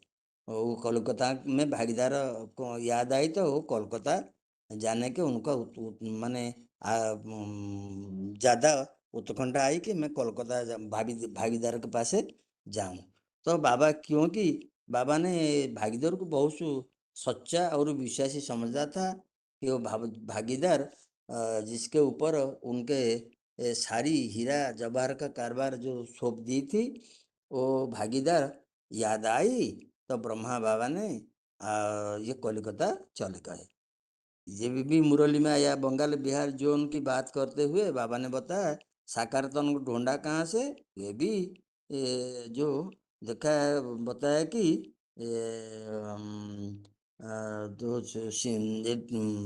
बंगाल बिहार जो এটা बंगाल बिहार आसाम नेपाल ये जो ये जोन के बारे में बाबा ने बताया है।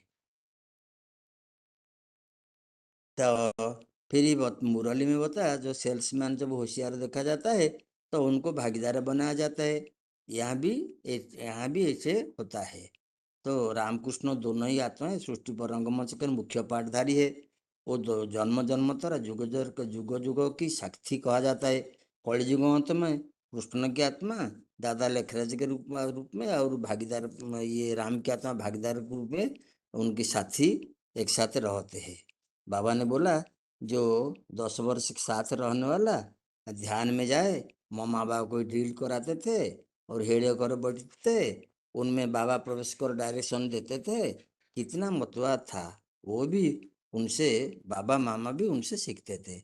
इसलिए साबित हो जाता है कि दादा लेखराज 7-10 वर्ष में कोई रहने वाला भागीदार यानी राम वाली आत्मा कोई यज्ञ माता सीता वाली आत्मा भी ध्यान में जाती थी। उन दोनों मिलकर बाबा उन दोनों में बाबा प्रवेश करके डायरेक्शन देते थे। कोलकाता में बाबा का हीरा दुकान था। वो भागीदार भी वो दुकान को चला था। बाबा के पार्टनर बना लिया था। बाबा ने बताया कि जो धन तो बाबा की है और जो इनकम है आधा आधा, जैसे भी दुनिया में भागीदार बनाते हैं। बाबा ने भागीदार को बहुत विश्वास थी, मानता भी थी, मान्यता भी देती थी। साक्षात्कार रहस्य समझने के लिए ब्रह्मा बाबा भागीदार के पास पहुंची, परंतु डायरेक्ट नहीं पहुंची यहाँ पर। और दोनों माता भी हमें लगता है कि आप आधा कोर्स जो है शाम के क्लास में बताइए, ठीक है, बता चलेगा देंगे। ना? हाँ, दूसरा बार बताएंगे। हाँ ठीक। हाँ जी, हाँ जी। अभी क्योंकि आधे की कहानी में चालू है तो हाँ बस हाँ, तो आगे हाथ उठा है तो और दूसरा बार बताएंगे। ठीक, आगे बताइए। दीदी मैं बोलूं? हाँ जी। दीदी मैं मेरा टॉपिक ये है कि भगवान देवता असुर भगवान देवता मनुष्य और असुर, ये 4 कैटेगरीज है जिसमें भगवान कौन है, देवता कौन और मनुष्य कौन और असुर कौन। तो ये जानना क्यों जरूरी हो रहा है? ये इसलिए जानना जरूरी है क्योंकि जो भटकाव है, जो सांसारिक प्राणियों का जो भटकाव है, उस भटकाव के को दूर करने के लिए और सुखों की प्राप्ति के लिए ये बात जानना जरूरी है। तो फिर भगवान कौन? तो भगवान वो है जिसको कि परमपिता शिव ने सबसे पहले चुना और उसको ज्ञान दिया।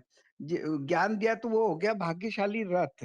वो भाग्यशाली रथ हुआ और उस भाग्यशाली रथ के द्वारा वो जो जो सृष्टि के जो मुख्य मुख्य कार्य, स्थापना, पालना, विनाश, ये सारे कार्य जिसके द्वारा किए जाते हैं, और जो जिसमें वो परमपिता शिव के समस्त गुण जो है उस साकार शरीर के द्वारा दिखते हैं, वो भगवान है।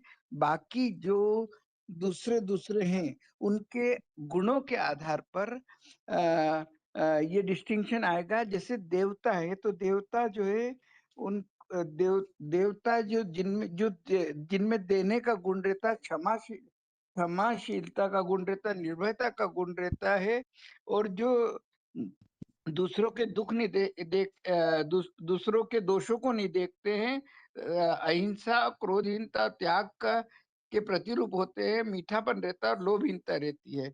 लेकिन जो असुर होते हैं, असुर में क्या होता है कि वो उनमें अहंकार रहता है, दूसरों को नीचा दिखाने का भाव रहता है, और जो किसी बहुत घमंडी होते हैं, पाखंडी होते हैं और कठोर होते हैं। तो वो अपने अहंकार में दूसरों को कभी भी सुख नहीं देके दुख देते हैं, वो असुर होते हैं। और जो भगवान के बताए हुए मार्ग को नहीं मान के जो अपने मनमत के द्वारा निर्धारित किए मार्ग को मानते हैं, वो असुर कहलाते हैं। और जो मनुष्य है वो उनका मन चलायमान रहता है। मनुष्य जो है वो जब वो मनुष्य भगवान के बताए मार्ग, जिसको कि श्रीमत बोला गया है, उस श्रीमत के अनुकूल चलते हैं तो वो देवता पद को पाते हैं, और श्रीमत के विपरीत जाएंगे तो असुर बनते हैं।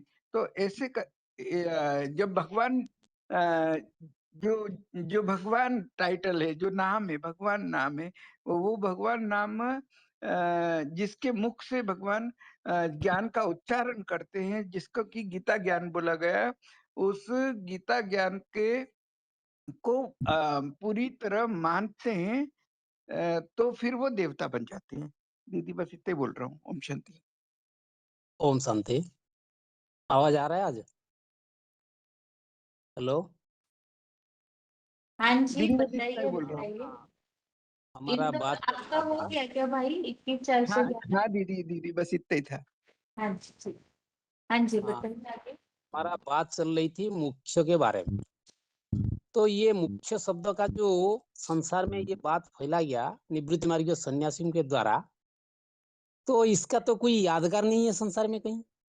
कोई चीज इस संसार में जो मान्यता बैठ जाता है तो उसका यादगार स्मृति रहती है, जिसको प्रूफ प्रमाण हम कर सकते हैं। दुनिया में जितने भी शास्त्र पुराण में कथा कहानी बनती है तो उसका यादगार है। हो सकता है उसका ज्यादा इंटरप्रिटेशन होने से तो उसका स्वरूप बिगड़ चुका है, लेकिन इसे मुख्य शब्द सिर्फ दिखाया गया। जो यादगार में जो मान्यता संसार में है उसको यादगार में भी मिली हुई है। वो चीज कहाँ से मिली है? जो लिंगराज माने महादेव शंकर का मूर्ति भी मिली है और अव्यक्त मूर्ति भी मिली है।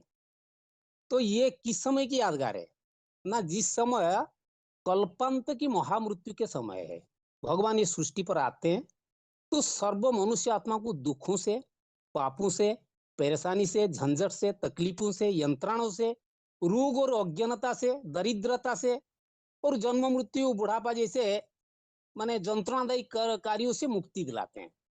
तो और जीवन मुक्ति भी दिलाते हैं।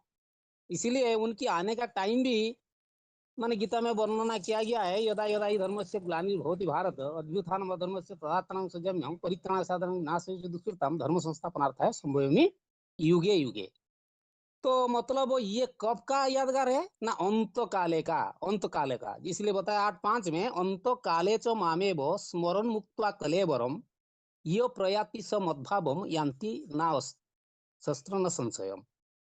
मतलब कल्पांत काल में जो मुझे याद करता है महामृत्यु के समय में, तो वो मेरा राजा ही भाव को पाता है। तो महामृत्यु के समय कल्पांत काल में, तो ये हम मिसाल दे सकते हैं झाड़ की चित्र, जो सृष्टि मनुष्य वृक्ष का चित्र में जो ऊपर बैठा है अव्यक्त मूर्ति जिसको बताते हैं, तो वही सारे मनुष्य आत्मा को खींचता है अपने तरफ से। तो 9:7 में भी और स्पष्ट कर दिया है कि सर्वभूतानि कौन्तेय प्रकृति अंति मामिकाम कल्पक्षय पुनस्तानि कल्पादु विसृज्याम्यहम्। कल्पांतकालीन महामृत्यु के समय में जो निराकारी स्टेज को धारण करने वाले महादेव शंकर के अव्यक्त ज्योतिर्बिंदु आत्मिक भाव को पाते हैं तो वो मुक्ति को पाते हैं। तो जो सृष्टि मुख्य के निराकारी स्टेज में बैठने वाले दिखाया गया तो वो आप समान बना के सर्व आत्माओं को मच्छर सदृश खींचे जा रहा है।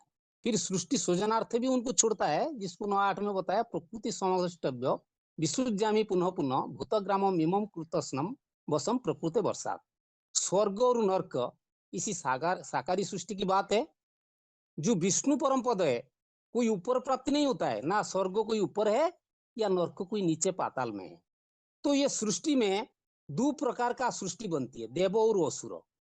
क्योंकि मनुष्य साकार शरीर से ही सुख दुख भोगता है, जिसका यादगार और मान्यता है। तो ये जो सन्यासी लोग कहते हैं कि ऊपर जाके कोई विष्णु पद प्राप्त करेंगे, ऊपर कोई विष्णु होता है, ना साकार शरीर होता है, ना 5 तत्व की दुनिया होती है, तो कोई ऊपर की बात नहीं है। मुक्ति और जीवन मुक्ति की जो बात है उसका डेफिनेशन को समझना चाहिए कि जीवन रहते हुए इसी शरीर में भगवान बाप आकर जो संगमी की शूटिंग में अभी प्रैक्टिकल राजयोग और गीता ज्ञान की पढ़ाई दे रहे हैं, इसी के आधार पर हम अनुभव करते हैं। दुनिया में इसका यादगार क्या है? रासलीला का यादगार है। अतीन्द्रिय को पूछो तो गोप गोपियों को पूछो। गीता में भी बताया ये अंत सुख अंतर आराम अंतर ज्योति एवय सहयोगी ब्रह्म निर्वाण ब्रह्मभूत अधिगच्छति। तो ये कैसे क्या करना पड़ेगा? इसीलिए जो परम पद विष्णु पद प्राप्त करेंगे तो अंत में ये बात बताया कि त्वमेव शरणं गच्छ सर्व भावेन भारत तत्प्रसादात पराम शांतिम स्थानम प्राप्यसि शाश्वतम। भगवान का अपार करुणा दया का पात्र बनने के लिए उनकी मत, उनका जो श्रीमत है उसको अनुपालन करने के साथ साथ समग्र रूप से माना तन मन धन समय संपर्क संबंध सब कुछ ईश्वरीय यज्ञ सभा पे जो समर्पण करेगा वो परम पद व मुख्य पद को प्राप्त करेगा। यही था। ओम शांति।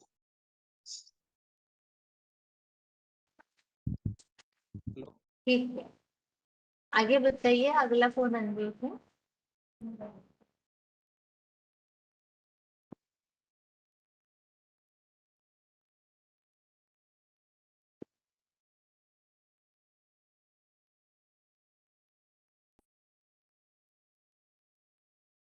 बताइए मतलब जी। 29878 मतलब जी। दीदी हाँ जी। मैं 3 लोग के बता रही हूँ दीदी। अच्छा। आत्मा का तो बता सके 3 हाँ लोग के। हाँ जी। या अगली लेसन में तो हमने सुना है आत्मा क्या है, आत्मा क्या बैठती है, ये तो जान चुके हैं। आज हम 3 लोग बारे पता आत्मा का पिता कौन है उसके बारे में जानना चाहते हैं। अब हम कहाँ से आए, फिर वापस कहाँ जाएंगे, आत्मा का पिता कौन है, आत्मा का धाम कहाँ है, आत्मा का पिता का धाम के, ये सब हमको जानना चाहिए। जैसे कि ये सृष्टि में कीट पतंगे मनुष्य प्राणी सब कहाँ से आए ये सब हमको पता नहीं, ये भी जानना चाहिए। जैसे मनुष्य को जन्म देने वाला मनुष्य ही होता है, और हाथी को जन्म दे रहा हाथी जैसे बड़ा होता है, सांप को जन्म सांप जैसे लंबा होता है, वैसे आत्मा का जन्म देने वाला भी आत्मा ही जैसा है। वो आत्मा ही जैसा, हम जैसे एक निराकार ज्योति बिंदु आत्मा है, वो परमात्मा भी एक निराकार ज्योति बिंदु आत्मा है। उसका रूप है अनुरूप है, अन्यांश अनुस्मृत गीता में भी कहा है। और ज्योतिषाम अपि तत् ज्योतिः भी कहा है। वो परमात्मा ज्योतियों का ज्योति है, अंधकार से परे है, ज्ञान द्वारा ही उनको जानने योग्य। अब उसका धाम क्या है?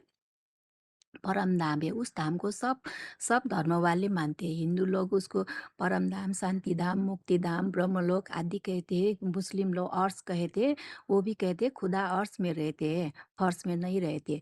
और क्रिश्चियन लोग कहते हैं सोलोड कहते हैं, जैनी लोग तूर्य धाम कहते हैं, बौद्धी लोग पार निर्माण धाम कहते हैं। वो धाम का रहने वाला है। उस धाम को गीता में भी उल्लेख आए है, न तत भासते सूर्य न शशांको न पावक एत गत्वा न निर्बंधते तत धाम परम मम। इस सृष्टि में रहे चंद्रमा पृथ्वी नक्षत्र ग्रह किसी की भी अग्नि उस धाम में नहीं पहुंचता है। वो धाम आपसे आप ही प्रकाशित है, क्योंकि आत्मा सब ज्योति स्वरूप है, निराकार होते हुए ज्योति स्वरूप है। उससे भी परमात्मा से हो तो और ये ज्योति स्वरूप है। इसीलिए वो धाम जब भी कि जब भी वो प्रकाशित ही रहता है। वो धाम का रहने वाला है परमात्मा, और हम सब भी उसी धाम का रहने वाला है। उसी धाम का रेल है। वो आत्मा का पिता, हम सब आत्माओं का पिता है। हमारा शरीर तो आप माँ के गर्भ से जन्मने के बाद शरीर के आधार पर नाम पड़ता है, पर परम पिता का नाम शरीर के आधार पर नहीं पड़ता, क्योंकि वो माँ के गर्भ में आकर जन्म नहीं लेते। जन्म लेने के उनका जन्म भी नहीं है, मरण भी नहीं है, इसीलिए उनका आत्मा के ऊपर नाम पड़ता है शिव। शिव निराकार ज्योति बिंदु, शिव माना है कल्याणकारी। हम सब उस शिव परमपिता परमात्मा का संतान है। हम सब उसी परम धाम के रहने वाले वासी है। और इस चित्र में भी दिखाया है 3 लोग। 3 लोग, एक है परम धाम, चित्र देखकर बताती हूँ दीदी। 3 लोग, एक है परम धाम ब्रह्मलोक कहा है, दूसरी सूक्ष्म लोक, तीसरी साकार मनुष्य लोक। वो परम धाम में हम सब, उसी परम धाम से हम इस साकार सृष्टि लोक में आते हैं। नंबरवार क्रमशः आते हैं, एक बाय एक आते हैं। और ये सृष्टि 5000 वर्ष का ड्रामा है। शेक्सपियर ने भी कहा है ये सृष्टि रंगमंच है, एक अद्भुत भूल भुलैया है, खेल खेलने का मैदान है, शूटिंग खेलने का स्टूडियो है, बताया है। हम सब उस परम धाम से इस धरती पर आते हैं। ये शरीर रूपी वस्त्र पहनकर शरीर ये खेल खेलते हैं, नाटक खेलते हैं। अब जो जैसा खेल खेलता है, नाटक खेलता है, वो वैसा ही पद पाता है, वैसा ही उसको वो पड़ता है, संस्कार धारण करता है। जो हम वहाँ से हम नंगे आए थे, फिर वापस नंगे ही जाना है। जैसे हम किसी खेल या शूटिंग करने जाते हैं तो क्या करते हैं, अपने वस्त्र धारण करके जाते हैं, फिर वो लोग अपना वस्त्र देते, हम उनके वस्त्र धारण करके शूटिंग करते हैं, खेल खेलते, फिर खत्म होने के बाद उनकी ड्रेस उनको ही लौटा देते, फिर अपना ड्रेस लाकर ऐसा अपने घर आते। यहाँ भी हम परम धाम से ये शरीर भी वस्त्र धारण करके अपने शरीर निर्वाह कर रहे हैं, नाटक खेले, फिर इस शरीर को यहीं त्याग कर आत्मा बनकर फिर हमको वापस जाना है। इसके हम सब आत्मा इस सृष्टि रूपी रंगमंच पर पाठ बजा रहे, जो जैसा कर्म करते वो वैसा ही भोग भोगते। अब परम धाम हमको हम ऊपर ये कहते हैं, परम धाम ऊपर ही नहीं, चारों ओर है, पृथ्वी के चारों, क्योंकि ये सृष्टि तो एक गोला है, हवा में झुंडा है, बल जैसा है, चारों ओर से परम परम परम धाम है। और स्वर्ग नर्क भी कहते हैं। स्वर्ग नर्क, स्वर्ग कोई ऊपर नहीं है, नर्क कोई पाताल के नीचे है, नीचे नहीं है। धनी लोगों के ये धरती स्वर्ग है, क्योंकि उनके पास पैसा है, जो कुछ भी वो करना चाहते कर सकते। पर गरीब के लिए एक मुट्ठी चावल भी नसीब नहीं होती, एक रोटी भी नसीब नहीं। उनके लिए ये धरती नर्क समान है, क्योंकि ये भी उनके अपने कर्मों के आधार पर उन्होंने भोग लिया है। अब कुत्ते को दूध भात मिलता है, गाड़ी में घूमता है, महल में सोता है, और मनुष्य को एक मुट्ठी चावल भी नहीं मिलता है। कुत्ते को हम के बिस्कुट वगैरह खिलाते हैं, रास्ते में एक मंगने वाला बच्चा आते, एक बिस्कुट दे दो कहते तो हम उसको भगा देते, भाग जा इधर से कहते थे। आज हम मनुष्य कुत्ते की जैसे जिंदगी जी रहे, जानवर जैसे जिंदगी जी रहे। जैसे कुत्ते घर घर में चार कर खाते हैं, हम भी ऐसे ही खाकर रहते हैं। अब परम धाम से आत्माओं का आने का प्रूफ क्या है, क्योंकि यहाँ अभी जनसंख्या वृद्धि हो रहा है, कितने फैमिली प्लानिंग कर रहे हैं, कीट पतंग मारने की दवाई छिड़क रहे, फिर भी वो बढ़ते जा रहे हैं, इतने मौत मर रहे, फिर भी जनसंख्या कम होने का नाम नहीं ले रहे, क्योंकि हम आत्मा ऊपर से नीचे आते ही रहते, नंबरवार आते ही रहे, फिर वापस जाने का रास्ता हम भूल गए। इसीलिए हम आत्मा इसी सृष्टि में जन्म मरण के चक्र में आते, एक जन्म मरते फिर जन्म लेते, ऐसे ही जन्म मरण के चक्र में आते रहते। गीता में भी कहा है, ऊर्ध्वमूलम अधशकम असस्थामा। ये सृष्टि एक उल्टा वृक्ष की तरह है, आत्मा ऊपर से नीचे आते ही रहती है।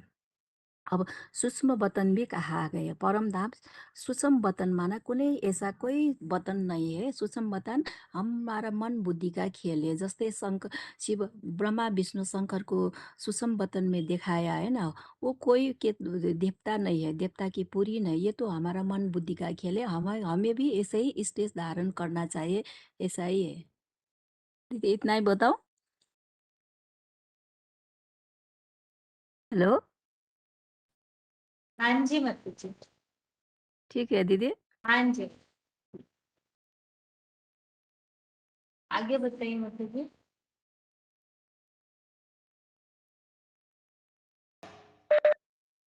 ओम शांति जी। हाँ जी। दीदी परमात्मा सर्वव्यापी नहीं है, इतना बता दूं, एक व्यापी फिर लंबा होता है। हाँ जी। हाँ जी। भक्ति मार्ग में माना जाता है परमात्मा सर्वव्यापी है। सर्वव्यापी मतलब सर्व में व्यापक, माने कण कण में भगवान है। पहले मुसलमान लोग कहते थे खुदा अर्श पर रहता है, फर्श पर नहीं, पर अब तो वो लोग भी कहने लगे जरे जरे में भगवान है। परंतु जब परम पिता परमात्मा इस सृष्टि पर आते हैं तो हमें बताते हैं कि परमात्मा सर्वव्यापी नहीं है। इसका प्रमाण हमारी सरल शास्त्र शिरोमणि गीता के आधार पे भी हमें मिलता है। गीता के 4 के 7 में बताया, यदा यदा ही धर्मस्य ग्लानिर्भवति भारत अभ्युत्थानम अधर्मस्य तदात्मानं सृजाम्यहम्। 4 के 8 में बोला, परित्राणाय साधूनां विनाशाय च दुष्कृतां धर्म संस्थापनार्थाय संभवामि युगे युगे। अर्थात जब जब धर्म की ग्लानि होती है और असुर अभिमानी बढ़ जाते हैं, तब तब भगवान सृष्टि पर आते हैं। माना नहीं है तो ही इस सृष्टि पर आते हैं, तो फिर कहाँ से आते हैं? इसके लिए गीता में बोला, न तद भास्यते सूर्यो न शशांकः न पावकः गतवा न निवर्तन्ते तत् धाम परमम। अर्थात वे परम धाम के रहने वाले हैं, कण कण में व्यापक नहीं है। साधु संत महात्मा व भक्त लोग भगवान को पुकारते हैं। अगर उनके ही अंदर भगवान हो तो उन्हें भगवान को पुकारने, उनकी दर्शन की इच्छा रखने की जरूरत ही क्या? गीता में अर्जुन ने भगवान को कहा कि हे प्रभु, मैं आपके विराट रूप को देखना चाहता हूँ, जिसके लिए 11 के 3 में बोला, एवं एतत् यथा आतत त्वम आत्मानं परमेश्वर द्रष्टुम इच्छामि ते रूपम ऐश्वरम पुरुषोत्तम। तो भगवान ने उनको दिव्य नेत्र दिया, दिव्य ददामि ते चक्षु पश्यमे योगम ऐश्वरम। भगवान अर्जुन को दिव्य नेत्र देते हैं ताकि वह भगवान के रूप को देख सके। अगर भगवान सब में हो तो कोई दुखी रोगी परेशान ही ना हो, क्योंकि भगवान तो सुख का सागर है। जैसे लोहे को तेज अग्नि में डाला जाता है तो अग्नि के संग के रंग में लोहा भी लाल हो जाता है, ऐसे ही अगर हम सभी में परमात्मा हो तो परमात्मा के गुण हम सभी में दिखाई देने चाहिए, परंतु ऐसा तो नहीं है। फिर कहते हैं जानवरों में भी भगवान है। हिंसक जानवर एक दूसरे को दुख देते हैं, भगवान तो किसी को दुख देने का कर्तव्य करते ही नहीं। जानवरों में अगर भगवान आए तो जानवरों की भाषा तो हम मनुष्य समझ ही नहीं सकते, अतः जानवरों में भी भगवान नहीं है। पेड़ पौधों की पूजा करते हैं भगवान समझकर, कहते हैं पेड़ पौधों में भी भगवान है। पेड़ पौधों में तो मुख ही नहीं, इंद्रियां ही नहीं, तो उनकी भावनाएं तो हम समझ ही नहीं सकते। रामायण में भी आया है, कल्प कल्प लगे प्रभु अवतारा, जब जब होए धर्म की हानि बाढ़े असुर अधम अभिमानी तब तब धरे प्रभु मनुष्य शरीरा। अर्थात जब जब धर्म की ग्लानि होती है, असुर बढ़ते हैं, तभी भगवान सृष्टि पर आते हैं, अर्थात सर्वव्यापी नहीं है। भगवान तो जब आते हैं तो वह अपनी प्रकृति को अधीन करके आत्म शक्ति से जन्म लेते हैं, जिसके लिए 4 के 6 में बताया, प्रकृति स्वामधिष्ठाय संभवामि आत्म माया। इस दुनिया में आकर जगत को विपरीत गति में परिवर्तित करते हैं। मया अध्यक्षेण प्रकृति ही सूयते सचराचरम हेतुना अनेन कौन्ते जगत विपरिवर्तते। एक तरफ कहते हैं ऊंचा तेरा धाम, ऊंचा तेरा नाम, ऊंचा तेरा ढाम, दूसरी ओर कन कन में डाल दिया। कहते हैं पतित पावन आओ, आकर पावन बनाओ। अगर सभी में भगवान हो तो खुद ही पतित से पावन बन जाए, भगवान को बुलाने की जरूरत ही ना पड़े। कन कन में भगवान को डालकर उनकी इतनी ग्लानि कर दी। कन कन तो पैरों में आता है, तो फिर कितनी बड़ी ग्लानि है। इसके अलावा गीता के 10वें अध्याय जो विभूति योग है, उसके आधार पर भी भगवान को सर्वव्यापी मानने लगे। इसमें भगवान ने बोला कि नदियों में गंगा मैं हूँ, जानवरों में सिंह मैं हूँ, गाँवों में कामधेनु गाय मैं हूँ। इस कारण भी भगवान को सर्वव्यापी समझ लिया। परंतु यह तो सभी भगवान की विभूतियां हैं। विभूति माना विशेष रूप से जन्म लेने वाली, जो भगवान से ज्ञान और योग ऊर्जा भरती हैं। वास्तव में हम सभी आत्माएं छोटी बड़ी बैटरीज हैं, जो परमात्मा पावर हाउस से यथा योग्य योग शक्ति ग्रहण करती हैं। जिसके लिए 10 का 41 जिसमें बताया, यत यत विभूति मत सत्वम श्रीमत अर्जितः एव वा तत तत एव अवगच्छः त्वं मम तेजो अंश संभवम। अर्थात उन्हें तू मेरी योग ऊर्जा से उत्पन्न हुआ जान।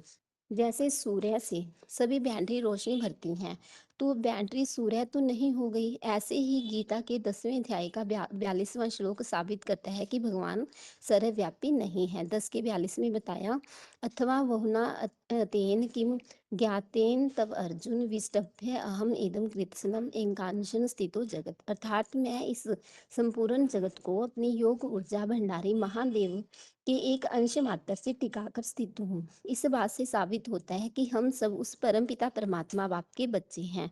जैसे लौकिक दुनिया में भी बाप होता है, वह बच्चा अलग होता है। बच्चे भले ही बाप समान काबिल हो जाएं, पर उन्हें बाप तो नहीं कहा जाएगा। ऐसे ही सभी आत्माएं छोटे बड़े पात्र हैं जो परमात्मा से ज्ञान में योग की ऊर्जा नंबरवार संगम युग पर भरते हैं। भगवान को सर्वव्यापी मानने से समाज का आज कितना पतन हो गया। यह आसुरी मत है जिससे अधर्म फैल गया है। एक व्यापी ईश्वर को पहचानना और मानना ही धर्म है, और ईश्वर को सर्वव्यापी मानना ही अधर्म है। मन को एक जगह लगाना धर्म है और एक धारणा में टिकाना धर्म है। बाकी अगर बुद्धि जगह जगह भटकती है तो वह अधर्म है। इसी अधर्म के कारण आज मनुष्य की श्रद्धा के स्थान भी बट गए हैं और अपने अपने धर्म स्थल अलग अलग बन गए हैं, जिस कारण सभी धर्मों में मतभेद, लड़ाई झगड़ा और अशांति भी बढ़ रही है। जातिवाद, हिंसावाद, भ्रष्टाचार भी फैला है। कर्म कांड भी बढ़ने लगे हैं और बुद्धि का अनेक जगह भटकाव हुआ है, जिससे मन का जो बल है वो क्षीण हुआ है। साथ ही तन और धन बल भी क्षीण हुए हैं, जिस कारण आज समाज में अशांति फैली है। ईश्वर को सर्वव्यापी मानना, यह धारणा शुरू कहाँ से हुई? द्वापर में जब ऋषि मुनियों ने भगवान को खूब ढूंढा और कहीं नहीं मिले तो उन्होंने कह दिया ईश्वर सर्वव्यापी है, कण कण में भगवान है। जैसे लोमड़ी ने बहुत चंब लगाए, अंगूर नहीं मिले तो कह दिया खट्टे हैं। वास्तव में परमात्मा सर्वव्यापी नहीं, उनकी याद सर्वव्यापी है। महाविनाश के समय सारी दुनिया का जब अंत होता है तो सारी दुनिया एक की याद में ही लीन हो जाती है। इसीलिए गायन भी है, राम नाम सत्य है। जब सभी सारी दुनिया का अंत होता है तो सभी एक की याद में ही समा जाते हैं। इसीलिए याद सर्वव्यापी है, ना कि परमात्मा सर्वव्यापी। ओम शांति देवी। ठीक है, अभी क्लास का टाइम पूरा हो रहा है। बाकी ऐसे हो रहा है जैसे जो बताते हैं वही बता रहे हैं, अपना कोर्स कंप्लीट कर रहे हैं। लेकिन क्लास में जुड़ने वाले तो काफी सारे माता भाई हैं। अभी तक के क्लास में जिन्होंने कभी भी कोर्स नहीं बताया वो अपनी तैयारी जरूर कीजिए और अगले जो भी क्लासेस होंगे उसमें बताइए। आज के लिए गीता क्लास यहाँ ही पूरा करते हैं। ओम शांति।